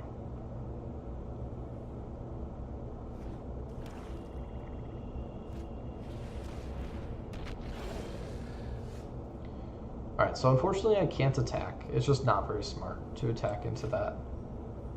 So instead, we're going to have to play some zombies and pass. So if I attacked with Krenko here, he just dies. And then I get 2 goblins out of it, but it's just not worth it. Oh, sad.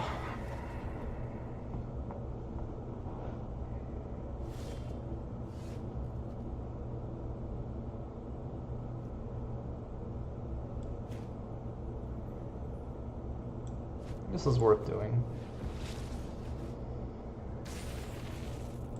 So now this turn I can get in for 5.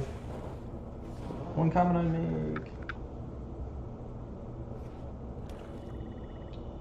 Okay, yeah, let me play with the sound really quick. The problem is my mic is on my camera. I don't have like one of those fancy separate mics. Alright, what if I turn on the volume? Is there less white noise now? Maybe try it like this. I don't know. Because... Okay, he can't attack alone, but he can block. But hey, we're just going to do this again. Bounce all of his things. Okay, so there's less white noise, then maybe if you turn it up a little bit, then you can still hear that kind of thing. Okay, cool. Awesome.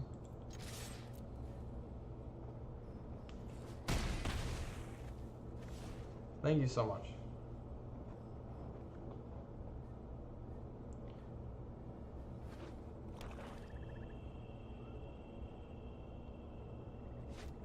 Ah, he's stuck on that one mountain.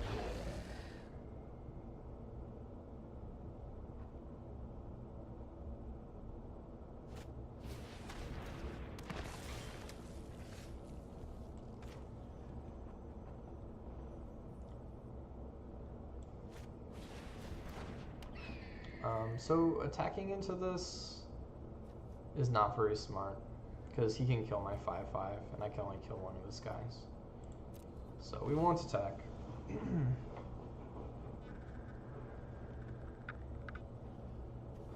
But once we find a forest, we're in really good shape. And even if we find other lands, getting to play this is going to be good.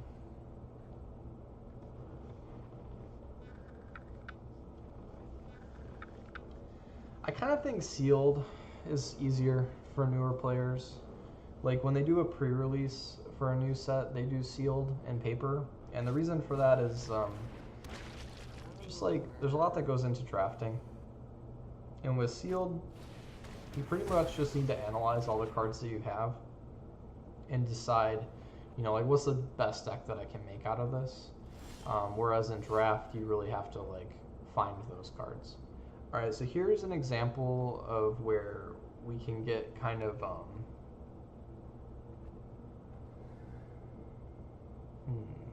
Okay, so I'd like to break this down real quick. So sorry, we got 2 timeouts. So this card here does 3 damage wherever I want.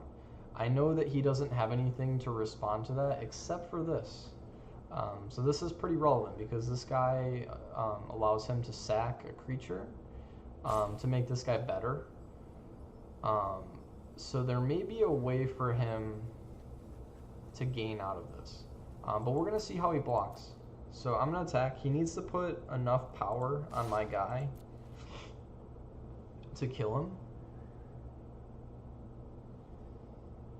But if he's clever, he can play around what we have. But based on what I've seen, I think we can get him.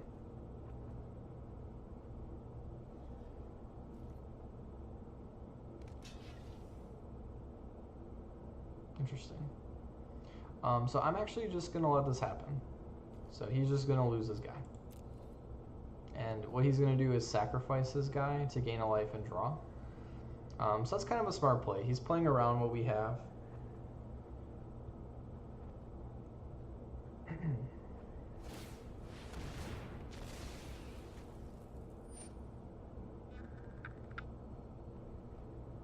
That's true too.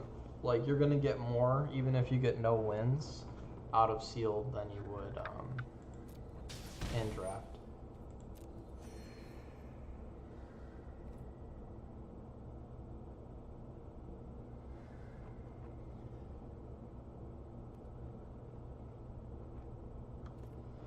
I wonder.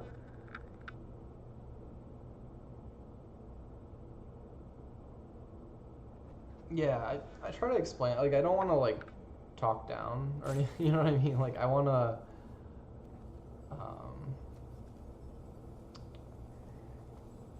Like the reason why I want to play this now is I want to find a forest. Like it's really important that we find a forest. And if I do find it now, I can play it.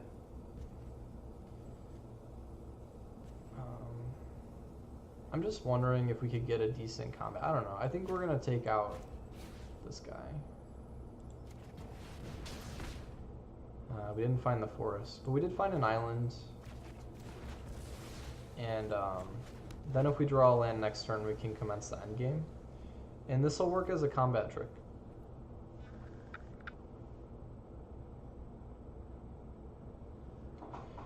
You know, the main reason I'm playing that guy, I'm really conflicted on that crawler. The reason why I'm playing him is I have the Planeswalker that's 3 mana that allows your toughness to replace power on your creatures. So that makes cards like Augur better, and it also makes that guy better. He's kind of hit or miss. Like if you draw him late in the game, it's kind of a dead draw. But if you get him earlier, it's a lot better. Ugh. Okay, so we can't find forests or a land to save our lives. But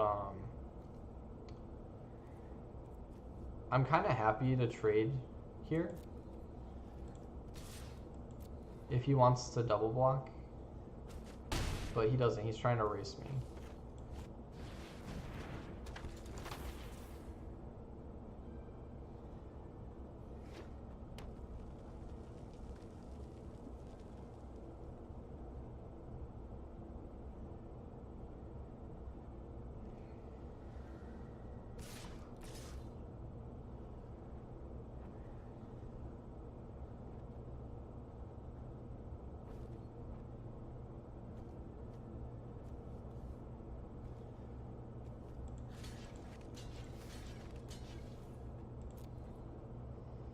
So this block means that unless he has a combat trick, he's just trading 1 for 1.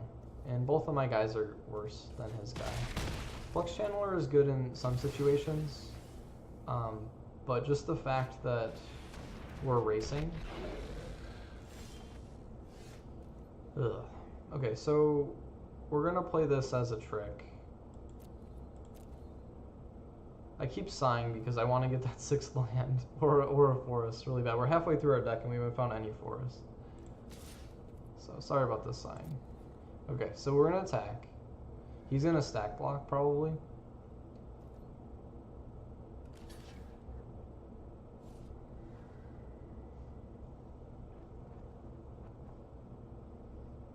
If he takes it, we win. If he chump blocks, that's fine. Okay, so he takes it and we win. So this does 3 damage to any target, so we'll just make that his face.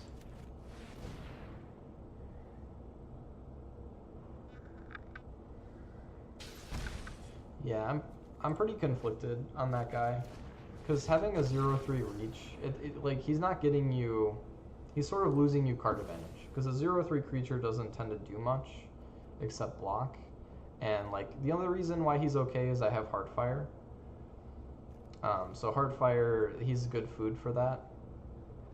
But yeah, this Planeswalker replaces all your creatures' power with toughness. So things like Grazer and Augur, and even like Thunder Drake gets a little buff from it. Now he's like a 3/3 flyer. So you can kind of build around this card a little bit. This card is very, very good.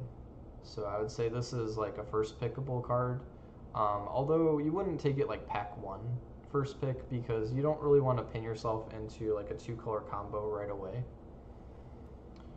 Yeah. I don't know, if you guys have other questions about the deck, please ask. It's not great, honestly. Like this is pretty much my first traditional draft of this, so you know, that's why I called it a mess. You know, we're trying to amass, we're trying to get zombies in play, whether through bouncing and making a zombie or just making a zombie. And then we have a lot of ways to proliferate. So this allows you to proliferate with lands, and this allows you to proliferate with your non-creature spells, and this just like has you do it. And this has you do it. So we're trying to get the 1/1 counters out, and then just like go to town. So that's the main synergy, like in this set in general. Like this set has a ton of synergy with those 1/1 counters. So pretty much any deck is going to try to take advantage of that.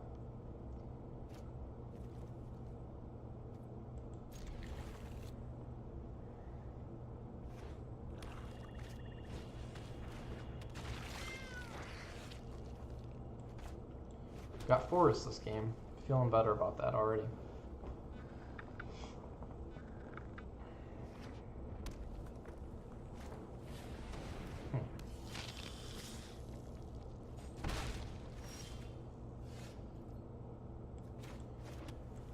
Alright, so Augur's good.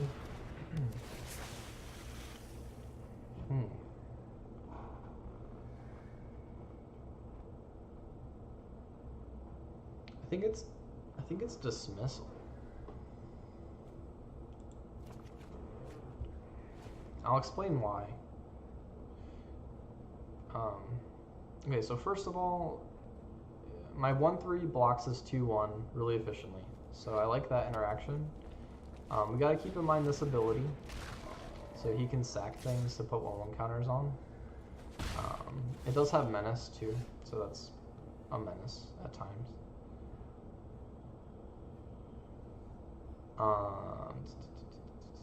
So I'm just trying to think about how we want to sequence this.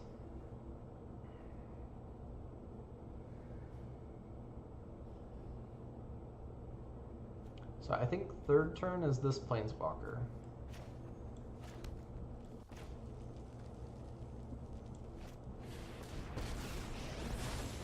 Our destiny is Because now my 1/3 trades with his 4/3,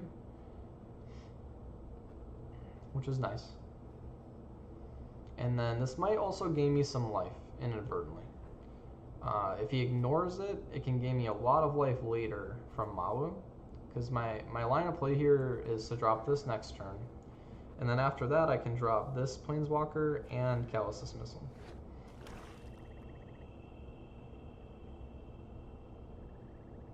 And then this Planeswalker adding a counter to Mawu makes him a 5/5 because he gets double counters.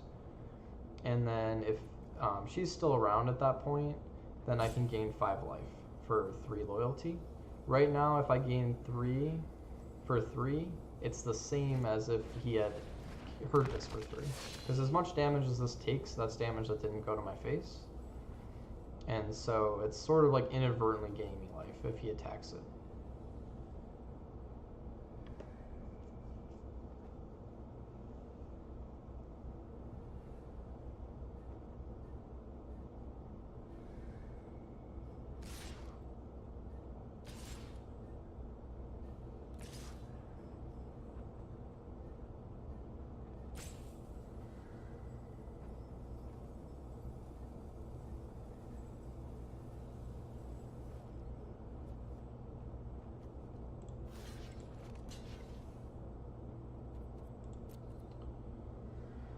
So he can pump this by sacking his initiate. This is a really good interaction.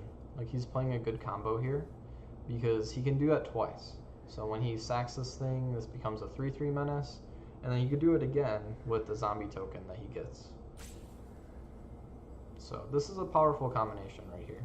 And I do really like this guy too, like a 3 mana, 4 power creature. You just have to make sure you play enough creatures, obviously, that it can always attack. Alright, I don't think our line of play has really changed.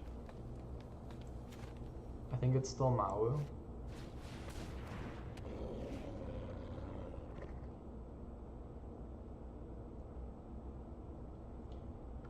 So Mawu stops these guys from attacking. And then probably what he'll do is just kill my Planeswalker with his 3/3.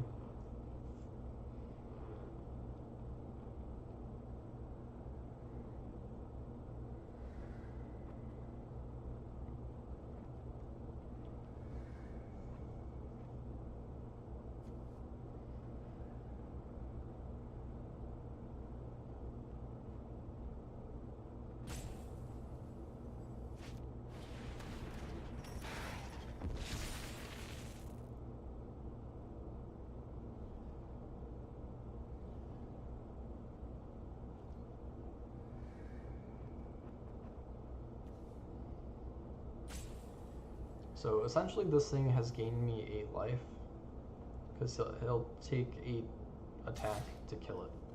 So you can kind of think of Planeswalkers that way too. We learn from others. When you're playing against aggro decks like this one.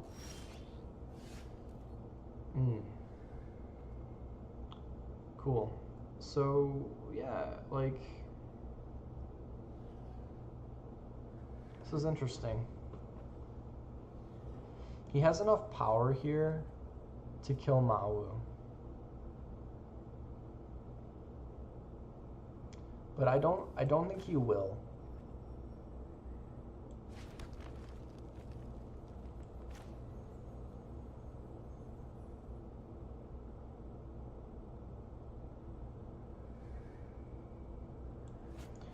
Alright, so I'm gonna play this out. And we're gonna put a 1/1 counter onto Mawu. It's a dog-eat-living world out there. And so he'll get 2. Be your best self. And then Vigilance means that I can attack. So the Vigilance, I can hit him, and he can still play defense, which is pretty cool.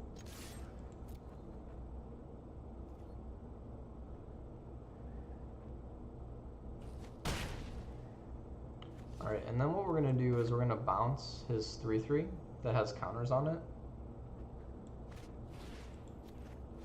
So it loses the counters when it bounces. So that's kind of nice. That means that he's got to sack something else if he wants to power it up again. And he doesn't know that I have Outburst. So later on I can respond to him adding counters by killing him. So that might be a line of play later.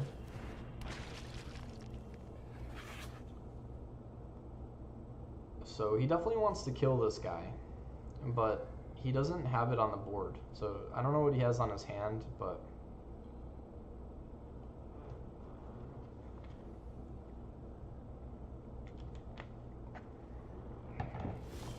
yeah, so he doesn't have it. So that means is we can power up Mawu again.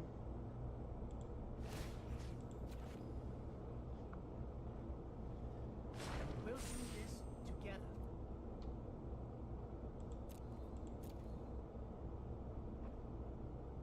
And he does trample. So trampling is really cool. I don't think he realizes that he has trample. Or he's, you know what he's doing. So he's going to block and then sack the Reaver to get this guy a little bit bigger, which is smart. So we're fine going to damage, but we're going to respond to this.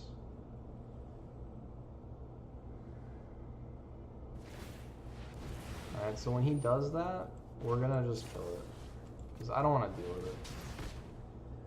And then we'll get another outburst.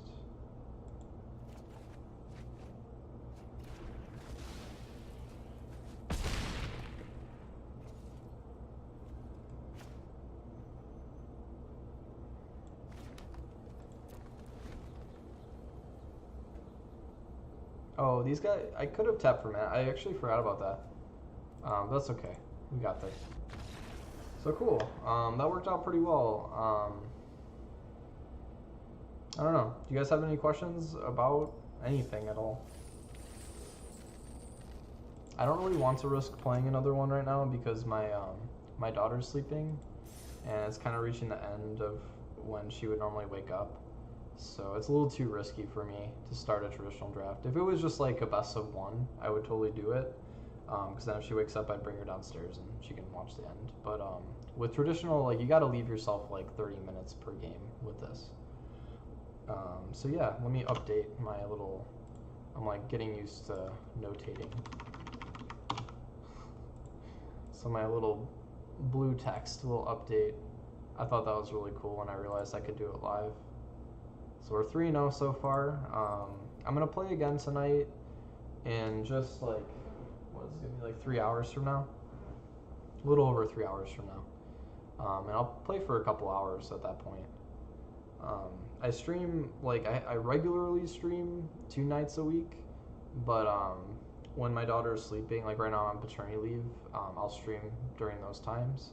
And then I'm a high school teacher, I teach chemistry, and but I go back soon, like I go back next week, but that's only until the end of May. So then I'll be on summer break, and so I'll be kind of streaming on that schedule. So just so you guys know, in case you wanted to check out the stream.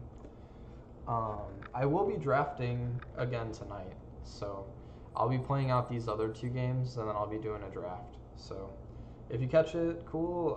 If not, you could check the channel tomorrow or something, and you can see the video of it. I don't like delete my videos or anything, so if you want to see, some of my drafts, you can always watch them later. But yeah, definitely, send me a message or anything if you guys have feedback or comments. Thanks for telling me about the sound. Has the sound been going well, like, since I tweaked it? I appreciate you guys watching and your nice comments about the article that I made. Alright, cool. Well, cool, yeah, thanks for watching, and if you haven't already, follow me. I don't want to be that lame person. It's like, please like and subscribe. But I don't know, I'm new to all this. Oh, cool, yeah, Odyssey was a blast. Like, that's kind of why I, like, my avatar is Arcanus. I love Odyssey block. I love goblins, like, I'm a sucker for, like, Crank. I love this card. I'm probably going to play him in Constructed. I'm going to find, like, a Gruul deck that supports him. I love goblins, I love Odyssey block, and, yeah, Compulsion is actually a card that was really strong in Odyssey block limited. So that's actually where my name comes from too. Alright, well, I gotta take off. Thanks for hanging out, and I hope you enjoyed the stream, and I'll catch you next time. Have a good day. Let's draft another one. So, but we need 2 more wins first. So that's the goal. Not sure why. Maybe. Let's see here. I'm gonna put Kranko. I mean, he's not really like the identity of this deck, but he's the best card in the deck. So we're gonna put him on there. I did first pick him. He's a really good Planeswalker for uncommon. Alright. I'll go over the deck again after a match.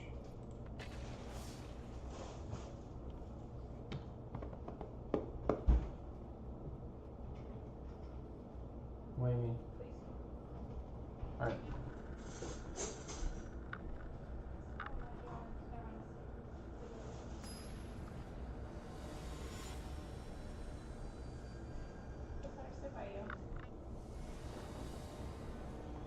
My wife is insisting that I hold our cat up to the camera, so here she is. She's gonna, ow, bring me a look. She's calling me. She doesn't like this.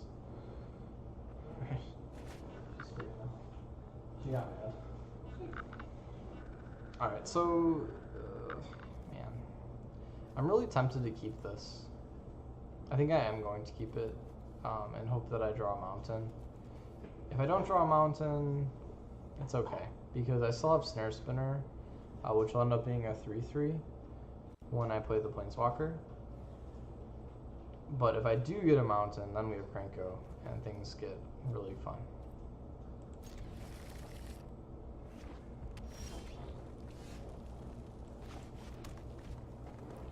So we'll see. We just need a mountain out of the next two cards, one of the next two, hopefully. That's kind of a mountain.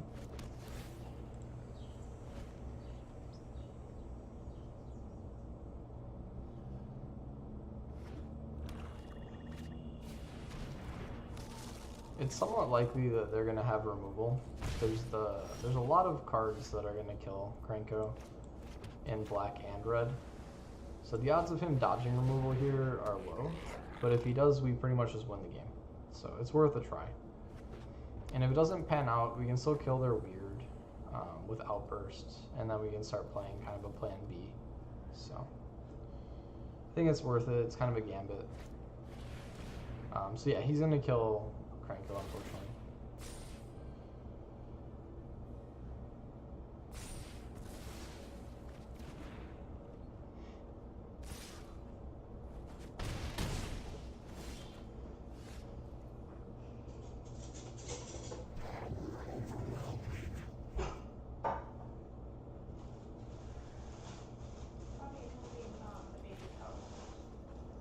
Okay, yeah, well.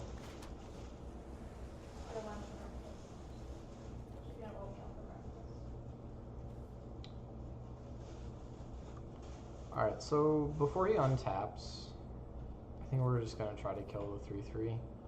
This is risky, because if he does have a 2-mana spell,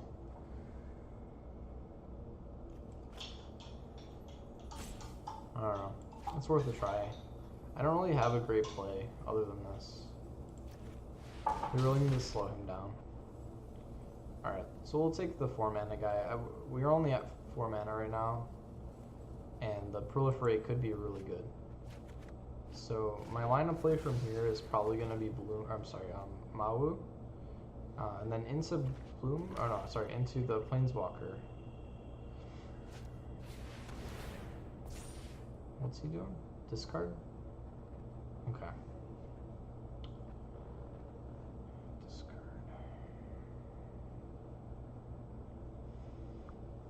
I don't think Contentious Plan is important.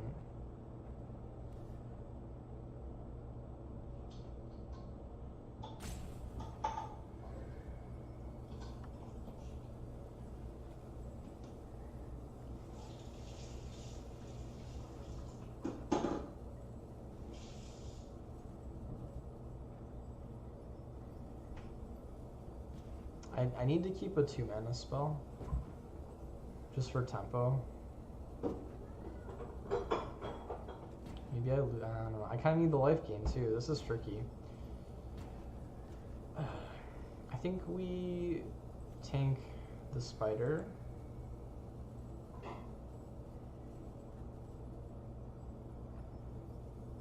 I'm just worried he has a removal spell for Maui.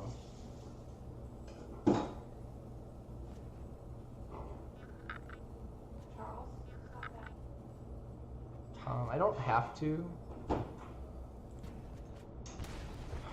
but I'm gonna be at 5 mana in the next turn. I don't know. I'm not sure that was the right call. But my thinking is next turn I want to Courage in Crisis and Contentious Plan.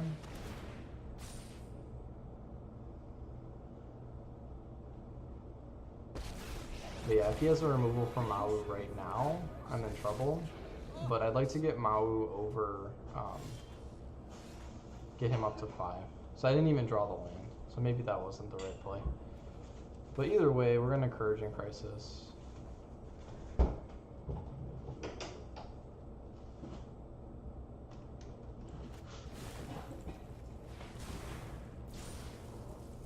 And he gets really big.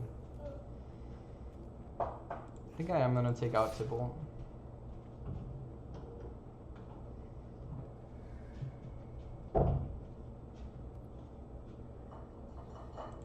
Because I want to gain life. This, your opponents can't gain life text is the more relevant thing. I don't really care too much about the devils. But I want to gain a bunch of life.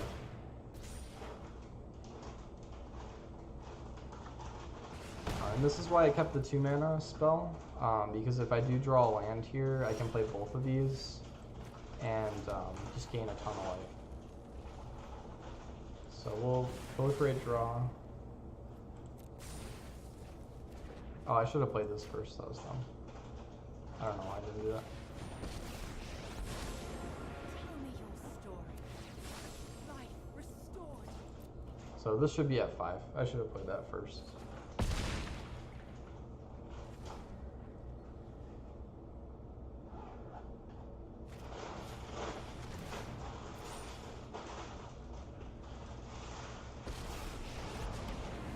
No one has seen my face and lived. Perish the thought.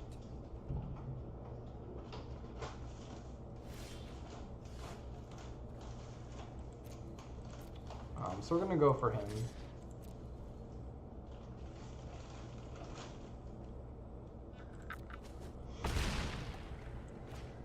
And then this should close him up.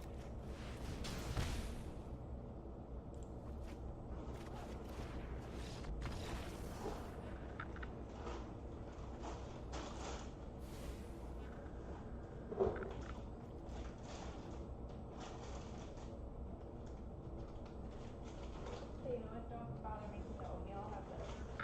Oh, really? Okay. Cool. Alright, so we're up against aggro. I kind of want to have another thing as a 2-drop. Although he wasn't really playing 1-drop. I don't know about this card. I think we're okay against him. I didn't see anything that I really wanted to counter.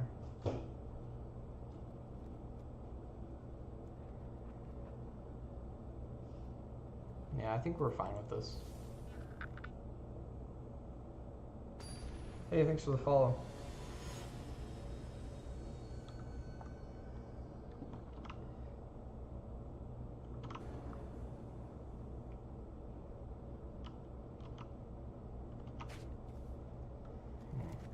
Yuck.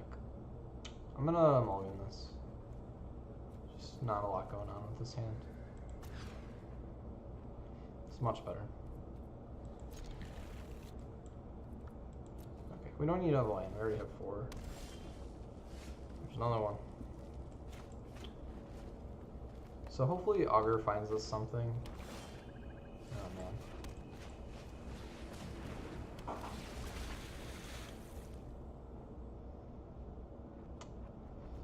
Whole lot of nothing. Darn. Here, let me help.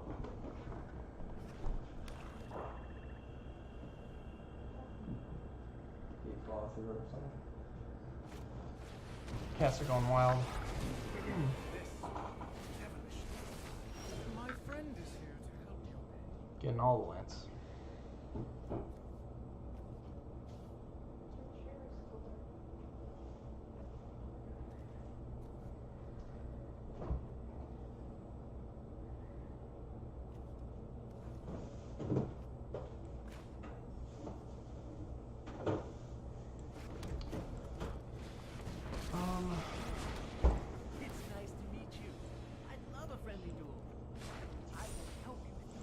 Yeah, this isn't a great situation. So basically he blocks and he pings down the Wildcrafter. It's just not a good situation. Try being kind first. I could have just held this thing back, I guess. By all means, make me discard my hand.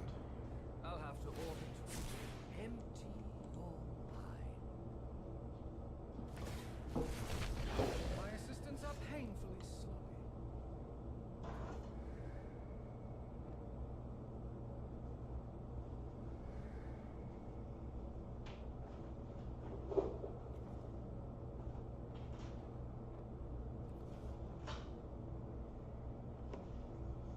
I think I just bound. I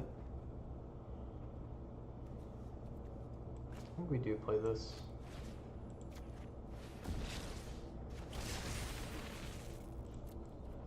And then we can kill. Like, this is a little bit of mind games because I want him to think I have stuff in my hand Time to that I roll. really don't want to discard. When clearly that is not true. So he might play his discard spell here, thinking like, oh, I have 2 cards in hand, like, let's get those. And I'm totally fine with that. Because even if I draw a 6 mana spell, I can still cast it due to his ability.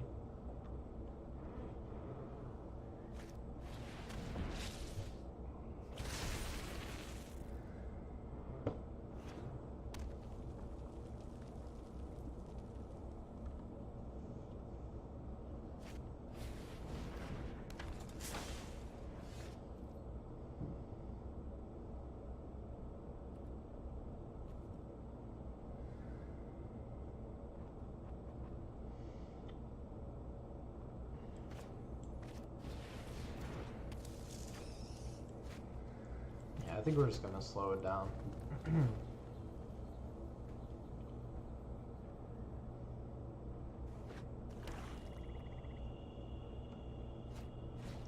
It seems like we're both flooding a bit.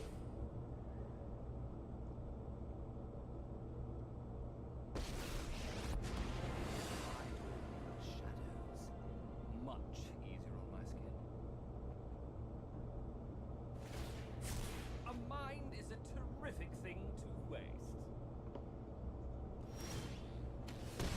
Ugh, what a whiner. Now we're drawing all our little guys. This is rough. So, I think I do need to bring him up to a 3/3. Just so I can power through the Prophet. Share in my strength.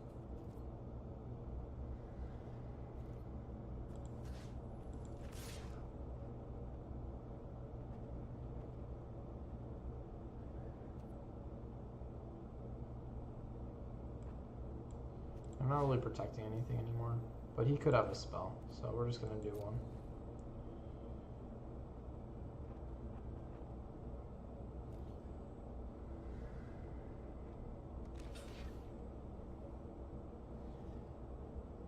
Might have probably the 3 mana Chandra spell or Jaya's. Yeah. So we trade.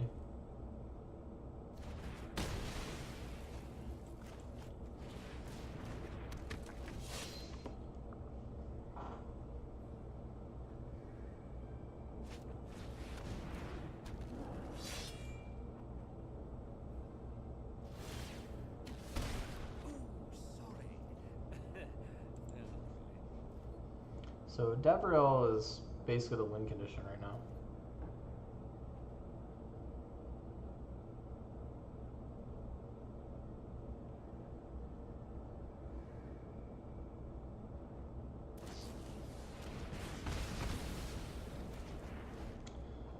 I think we're going to game 3.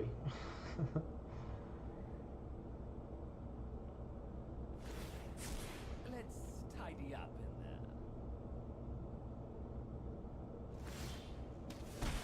Loneliness can hurt.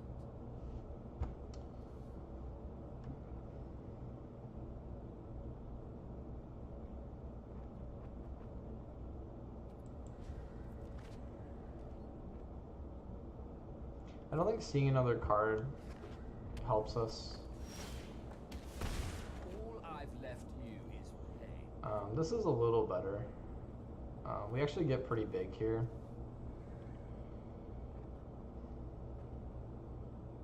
Like, he's gonna hit us for 5 back, but I think it's still worth it.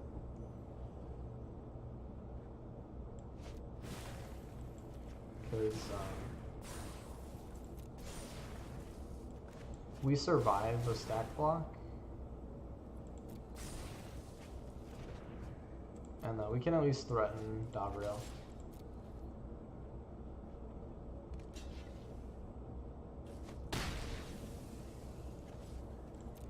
And then we take 4, and then 2, so we go to 6. And we gotta draw something to play. Struggling?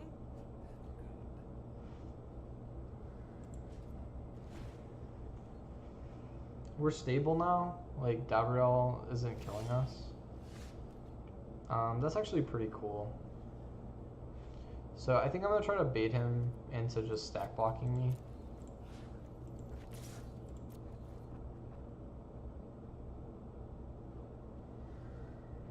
Like, it's a smart stack block, but yeah, he's not gonna do it. It's fine. Okay, I'm done. I think I outburst now.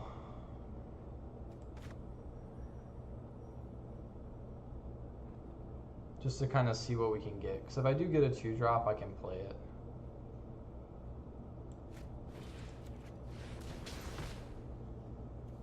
Oh boy, that's kind of tricky. I think...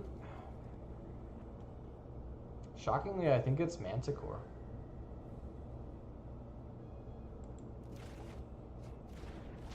He's gonna be like, what? You discarded Krenko? What's wrong with you?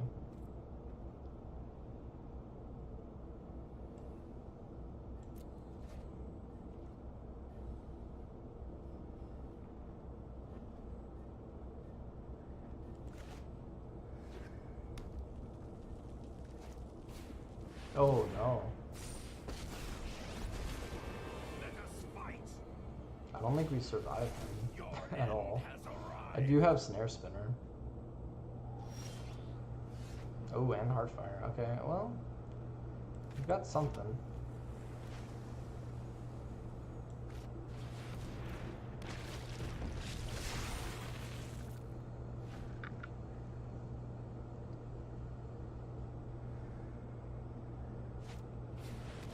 Oh, that's good. Darn. Yeah, because he's got 3 dragons. I summon you. Oh, he didn't do it.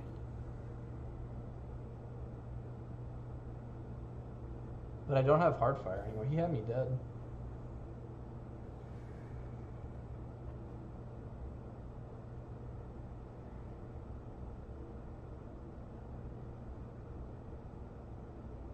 Like, I'm still dead.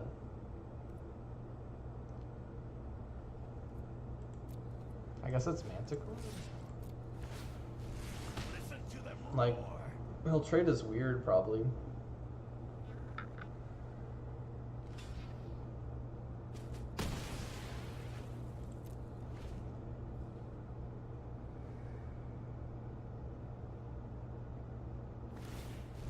They are coming.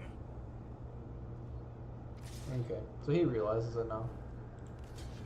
That's too bad because if we didn't have to discard 2 there, like that got Heartfire. Like this would have gotten rid of Sarkhan. Sorry, game 3. Alright, so knowing that, I think I am going to include this. I definitely want to prevent Sarkhan from coming into play if I can.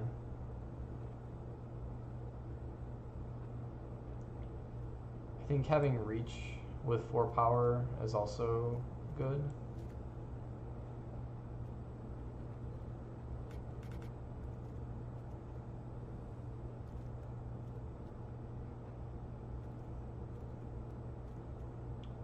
And then what are we taking out? We're taking...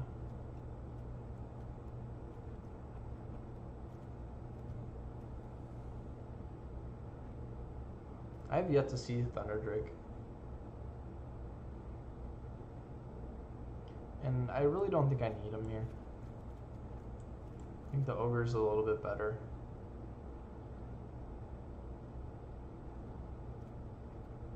And with him out, I think I can get rid of maybe like contentious plan.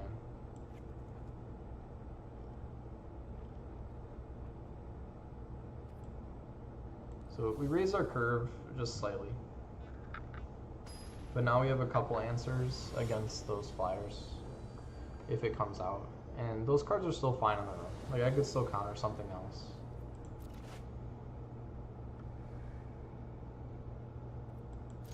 I'll keep this.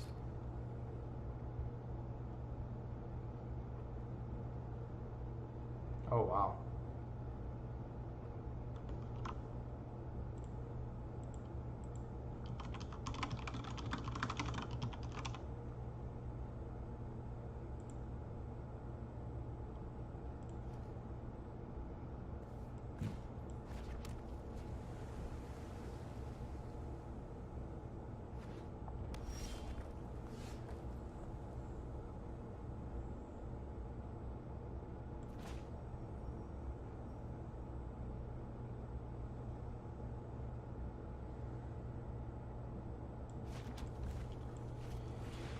Yeah, I think it's Augur. I'm not sure. That was kind of a tough call. I'd like to draw another land here.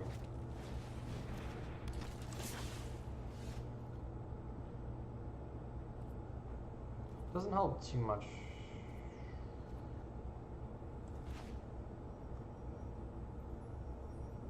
This gateway pause is really getting in my way. But there's nothing green that I need to cast right now. So I think it's fine to just bounce and start amassing. Like, we're going to be kind of aggro in this situation because we're on the play and he mulliganed down pretty hard. So we really want to punish that until he's got 5 mana available. At that time, all bets are off.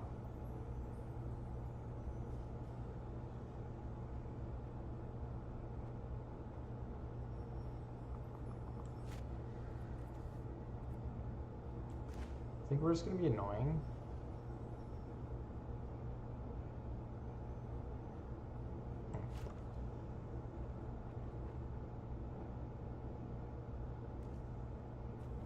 I don't think I want to waste this yet.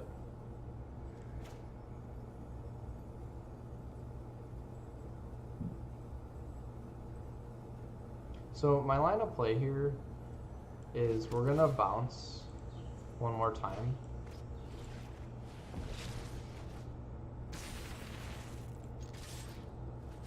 And then on the next turn, if, say he plays a land and then replays that thing again, which he probably won't do. Okay, he does do that.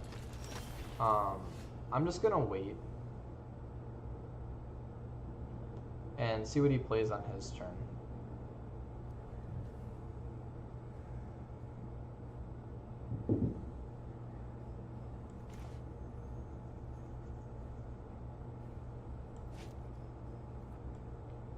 Because I really want to counter Sarkhan. So hopefully he just kept a hand with Sarkhan in it. Alright, so he wants to get rid of some stuff.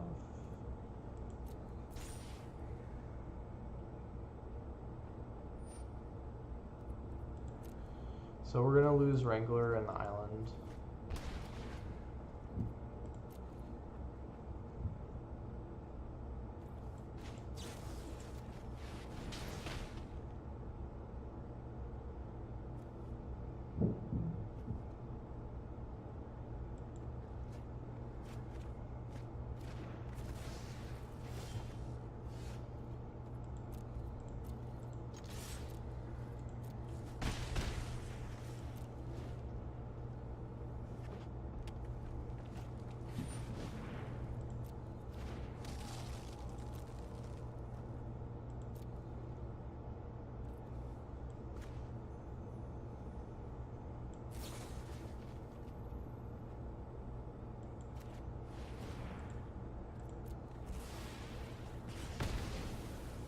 I just want to keep attacking, keep the aggro up.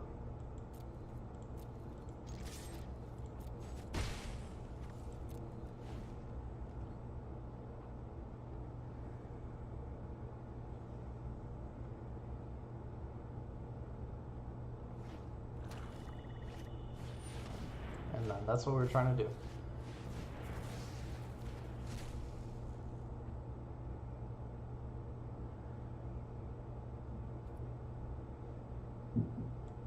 That seems good.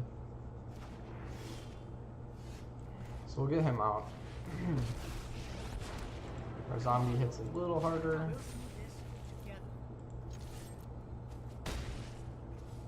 I'll keep the aggro going.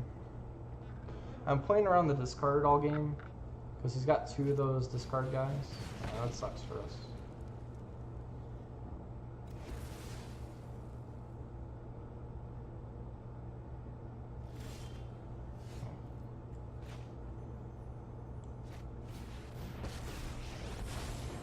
There is always hope.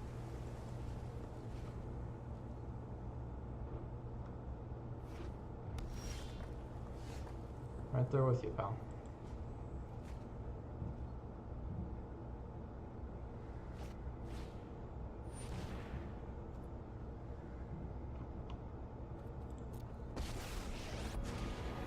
I do hope this mask is intimidating enough. I'm gonna kill that. But don't think you'll be needing that.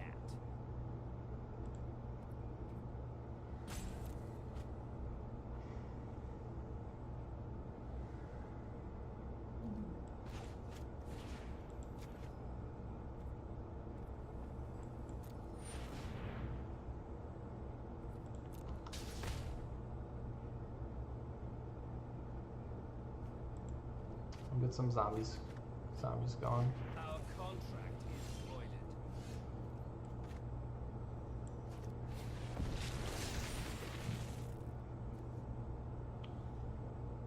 I want to save this. Do I though? I don't think so. I think it's fine. Strength. Hey, thanks for the follow.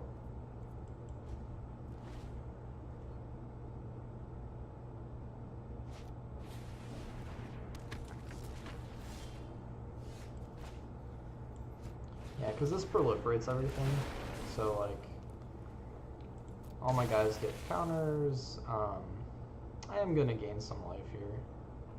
I think 8 loyalty is plenty. Share in our strength. Now we can attack. And then we have lethal next turn. See what he's bringing.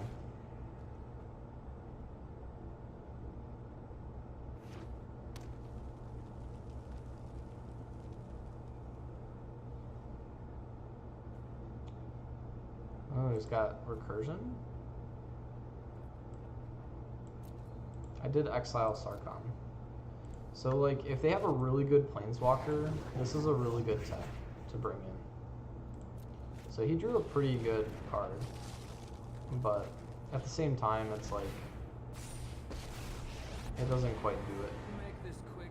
I'm bored already. Let me pick your brain. Ugh, what a whiner. So Ogre's cool.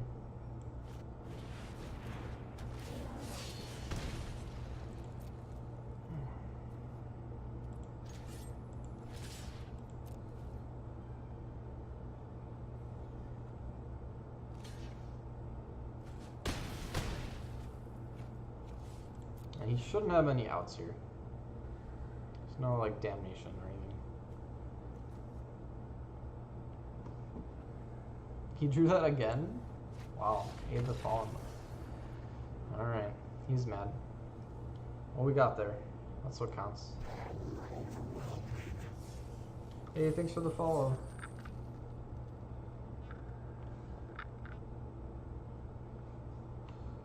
Does it do a thing when you guys follow? I try to put in a thing. I'm totally new to this, so if you guys have any feedback at all on the stream, I greatly appreciate that. Because yeah, I'm trying to make it as good as I can.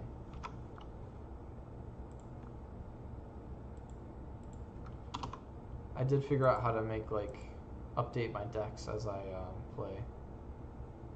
So we improved to 4-0. Let's talk about the deck real quick. I really don't think this was the draft went very well. Honestly, like, I drafted this deck and I wasn't very confident, but at the same time, like, this is one of my first drafts of this format. So, yeah, I don't know. There's certain interactions that this deck has that are just fantastic. It kind of makes cards that aren't that good a lot better when you build around them a little bit. So I guess examples of that would be this guy, who I'm not entirely sold on because you're kind of giving away card advantage. The land is coming from your hand. You do accelerate, which can lead to some pretty cool stuff. But if you draw them late, it's just a 0/3. So it's kind of risky to play this card. However, there's a couple reasons why I'd play him. So one reason would be like to boost into my best card. So if I play Krenko on turn 2, that's pretty much a guaranteed win. So it's nice to have that possibility in the deck. Also, this card, this Planeswalker, turns the Grazer into a 3/3, essentially, because the toughness is going to replace the power. So turns him into a 3/3, and also these Augurs have the same interaction. So this Planeswalker turns them into 3/3s as well. And I have enough instant and sorceries to justify these as they are. So it's not like the best uncommon card in the set or anything, but it's fine. And when you have some extra interactions, like the possibility that they're 3/3s now, it just makes them a little bit better. I also wanted to have things that could find this card, which is one of the best cards in the deck. I think Outburst is probably like first pick worthy, first couple picks worthy, just very powerful. You get 3 damage anywhere. Being able to pick off Planeswalkers with this thing is really good, and then it replaces itself, and you also get to choose how it replaces itself from the top 2. So it's really strong card. Mawu is another very, very strong card in this deck. I have a few payoffs for him. And I also included both the blue proliferator. So I have a lot of non-creatures, like you can see the ratio here. Lots of non-creatures in the deck, even though it is kind of a creature central deck. But basically we're trying to make those creatures that we do have bigger by casting our spells. And then also by playing lands we can proliferate. So I would say both of these proliferators are very powerful. And even this card, this is a pretty average card, but in this deck it's really strong because there is just so much proliferation, so being able to get another 1/1 counter is sweet. Also, being able to target this onto Krenko gets pretty nuts. So Krenko is making 4 goblins the first turn it attacks, and it makes it more likely that it'll survive too. Okay, so that's basically the deck. Our 4 drops are pretty good. We've got the Bloom Hulk, which is really solid, and Thunder Drake, which is fine, Maui, which is a bomb. And then even this card, I'm pretty sure this card is good. It's still early, but I think this is a good card because if you have a lot of ways to proliferate those zombies, it just gets very good really fast. Alright, let's move on. Let's play our last match. And again, please give me feedback. If you guys don't care for that kind of like analysis, just let me know. I'll just play if that's what you'd rather see.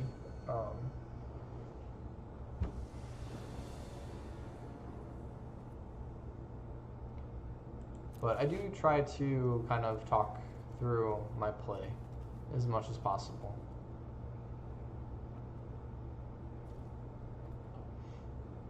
And if you want to start, let me start like from the very beginning and just like, if you guys are absolute beginners and you just really want to know more about everything to do with Magic, then I can cater to that.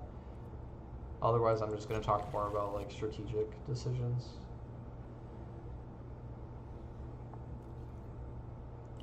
Okay, so in this case, Grazer isn't too great. It's fine. Because we're in like the 4-0 bracket, I'm expecting this guy's deck to be nuts. Our deck is not nuts, but it's fine.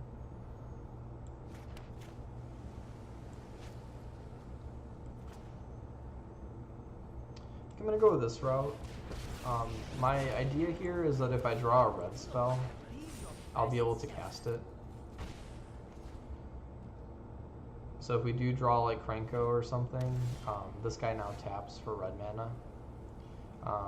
This is a happy accident. So now I have Channeler out.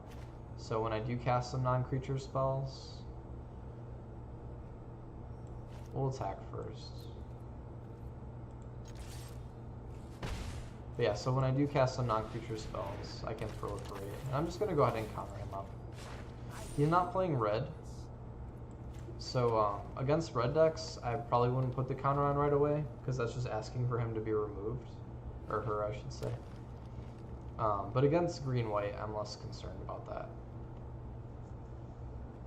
I'm really concerned about Oketra.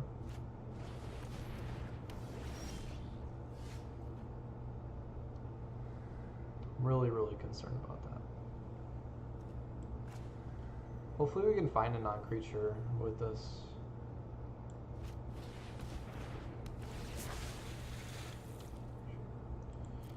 Alright.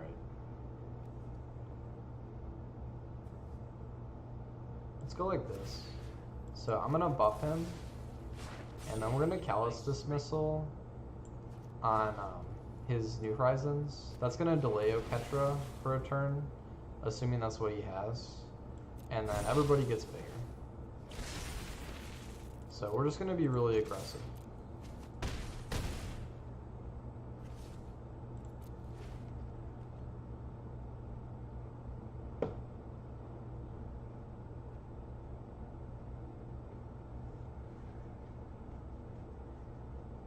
So we don't have lethal next turn, but if we do draw a non-creature, things get crazy. Alright, so we got in there for one game. So that just kind of shows you the power of Proliferate.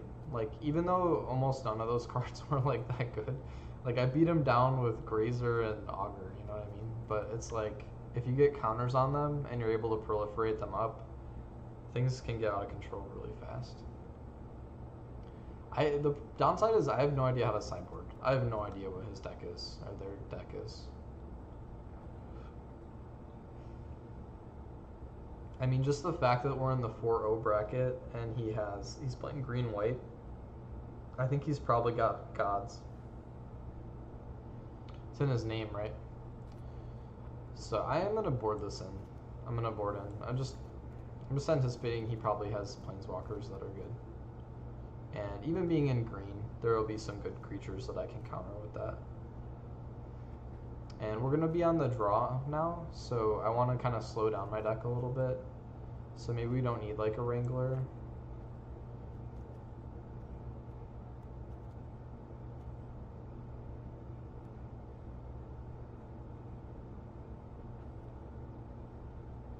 Yeah, let's go with that. Just a slight change, but...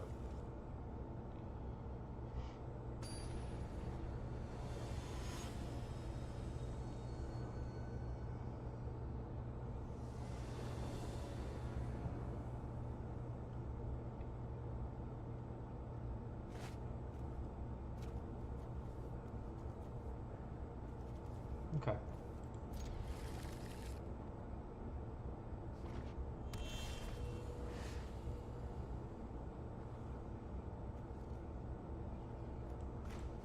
Yeah, I sense planeswalkers are coming out.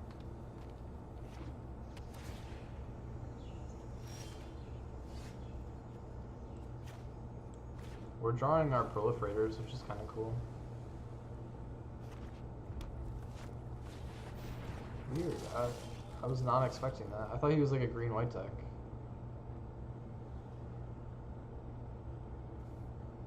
So he can play a 5-mana planeswalker next turn. So I'm a little worried he's just gonna like bust out a Sarkhan on me or something. But I don't want to play around that. Let's get Sage out, because like I can put a ton of pressure on with Sage. The way I'm going to do that is probably Courage in Crisis and then drop a land, and then Sage gets to like a 6/5. We'll see. Really depends what he comes out with here. Alright, Tybalt's fine.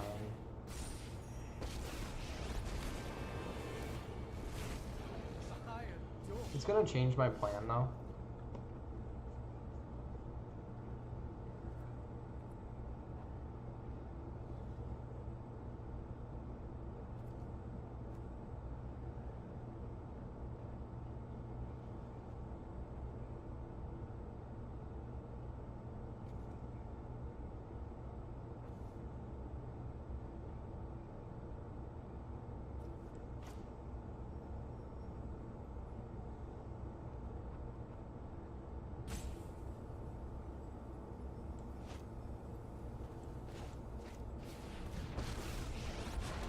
So I'm playing him before the land, just so that I can pump, and then the land proliferates.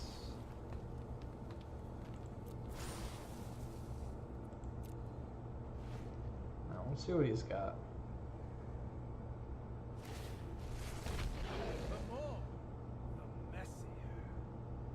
If he's got removal for Sage, I'm in trouble. If he has band together, I'm in trouble. That's probably what he's got. No. Hey there. Let me know if you find any cool new plants. Teamwork is strength.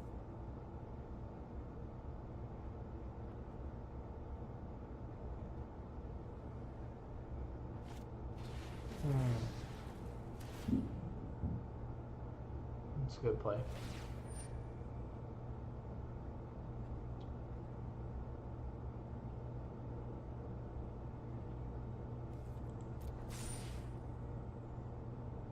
I can tap 2 mana, but I can't stop that.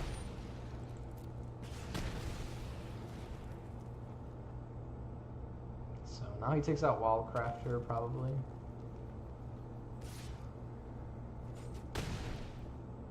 We'll find our own way.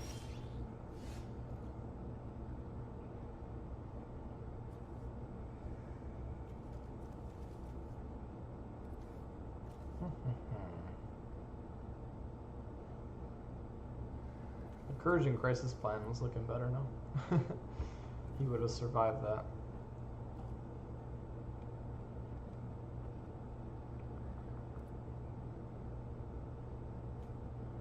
I think it's just zombies.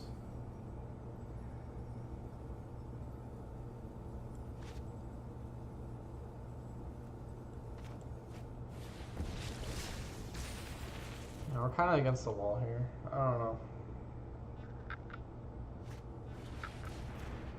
Wow, Woo. He's gonna get out of control.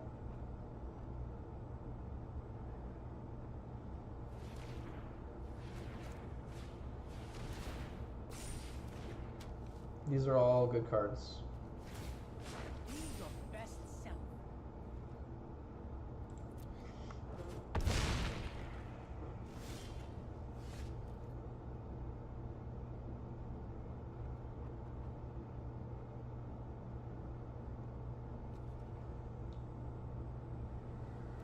See, I wish I just had one more land. Then I could go like channel or bounce. And I proliferate.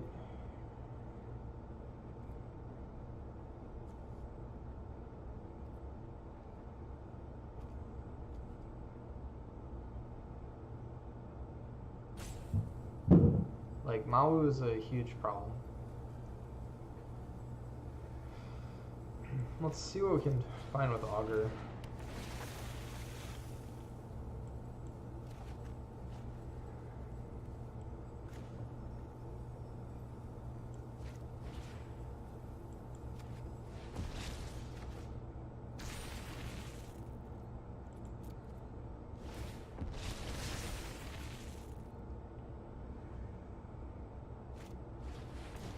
No, Wanderer.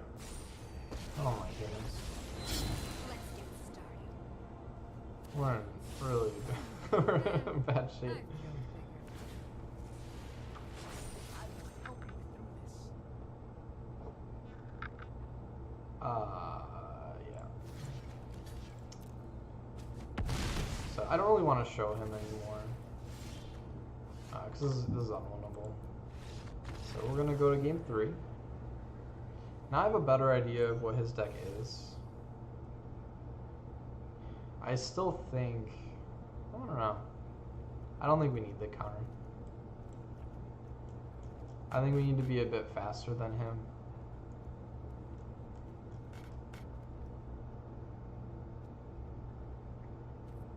He doesn't really have much defense in the air.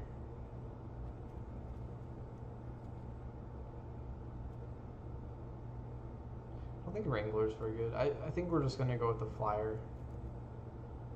Play it like this.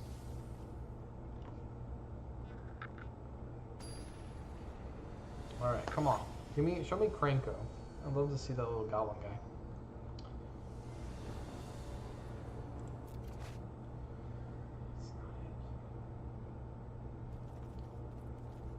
know about this hand.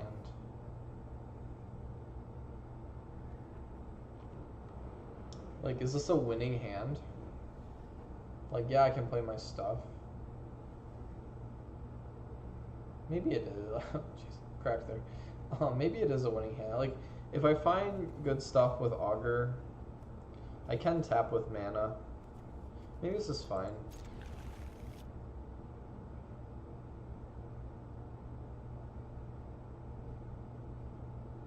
And if I find proliferators, like this guy is really good.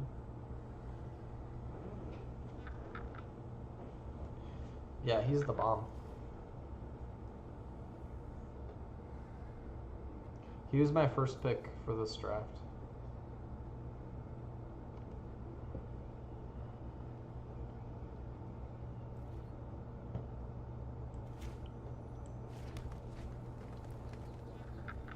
He thought pretty hard about that keep, so maybe he'll be punished. Can only hope. Hey, we found an outburst. That's good.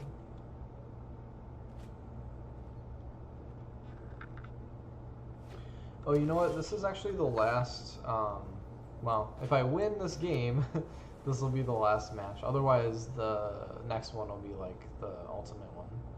So we're in like the penultimate phase right now. Yeah, I'm gonna draft for after this one. Whose bond doesn't share my strength? So I guess stay tuned for that.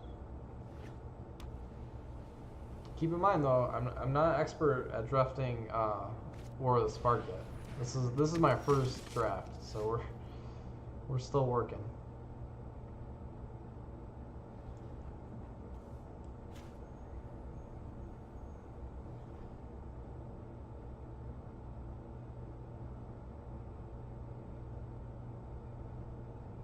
I think we're gonna get these zombies going.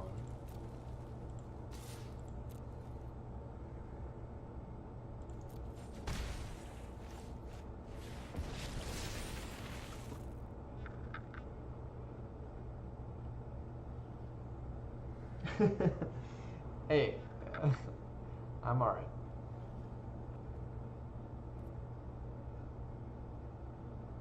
I'm gonna hold this up. I want to spread the counters around as much as possible because I do have a lot of proliferate cards in the deck. But yeah, as I draft, I'll talk you guys through it. I might ask for some help if we reach a tough decision. If there's a card that you guys would rather see me play, we can go down that road. This is a really good card. Like, this is first pickable for sure. He tapped me on accident. Oh, that sucks. I feel bad. Like, I hate when people make play mistakes. Especially when it's due to, like, the actual interface of this whole thing.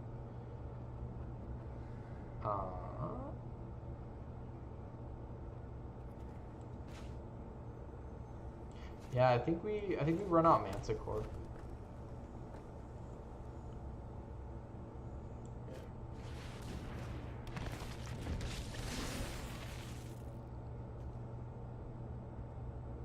And I think it's fine to pump him. Like, he played his global removal. I know he's got some red in here. He's playing like a 4-color special. So he has some like direct burn. Let's see.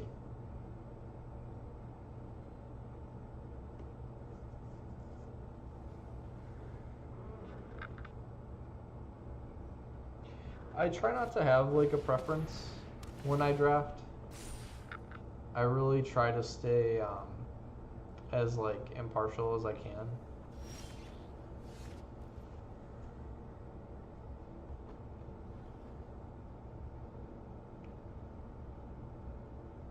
Alright, so we'll play it like this. We'll go into combat and we'll force him to tap down our stuff.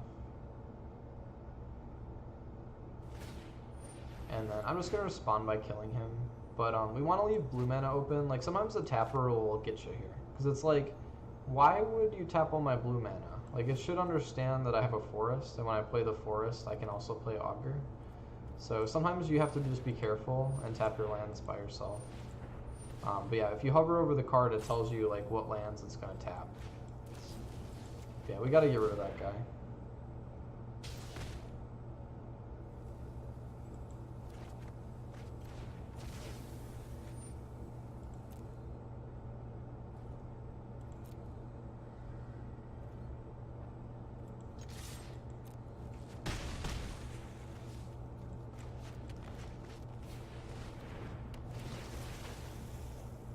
Oh, this is great.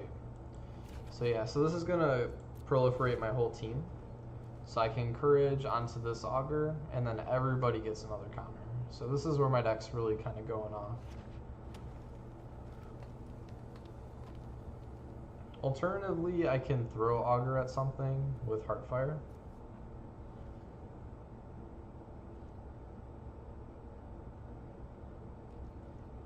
What does he have? Oh my goodness. I'm scared.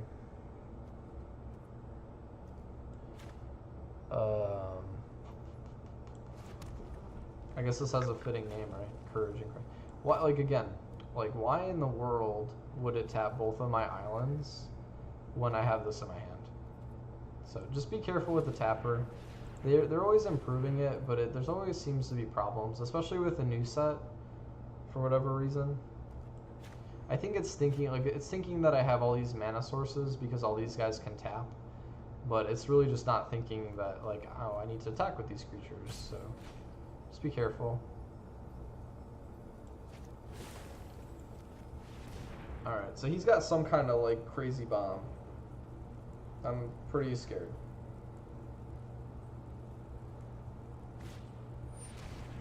All right, that's fine.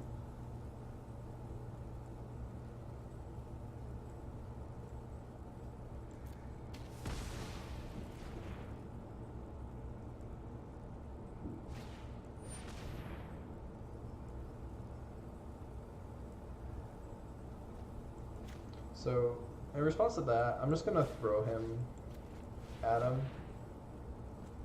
Because the problem is I lose my target. So this spell kind of just like fizzles out. So like, he made a smart play by killing my creature.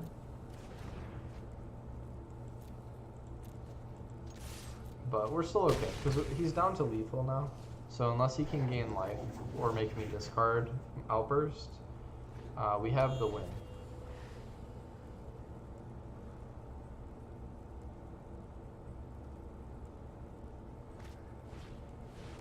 Oh, he's gaining life. Okay, so he can bring a guy back.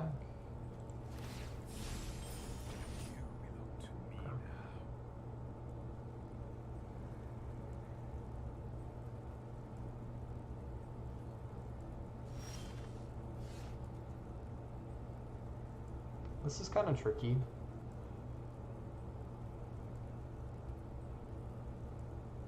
I think we go for just lethal. So we're going to attack him with both.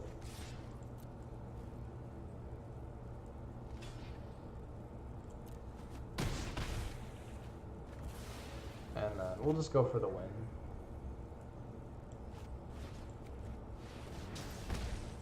Alright. We did it. 5-0. It was tough though. I had a lot of I think every single match went to 3. So it wasn't like a blowout. A little grindy. Hey, thanks.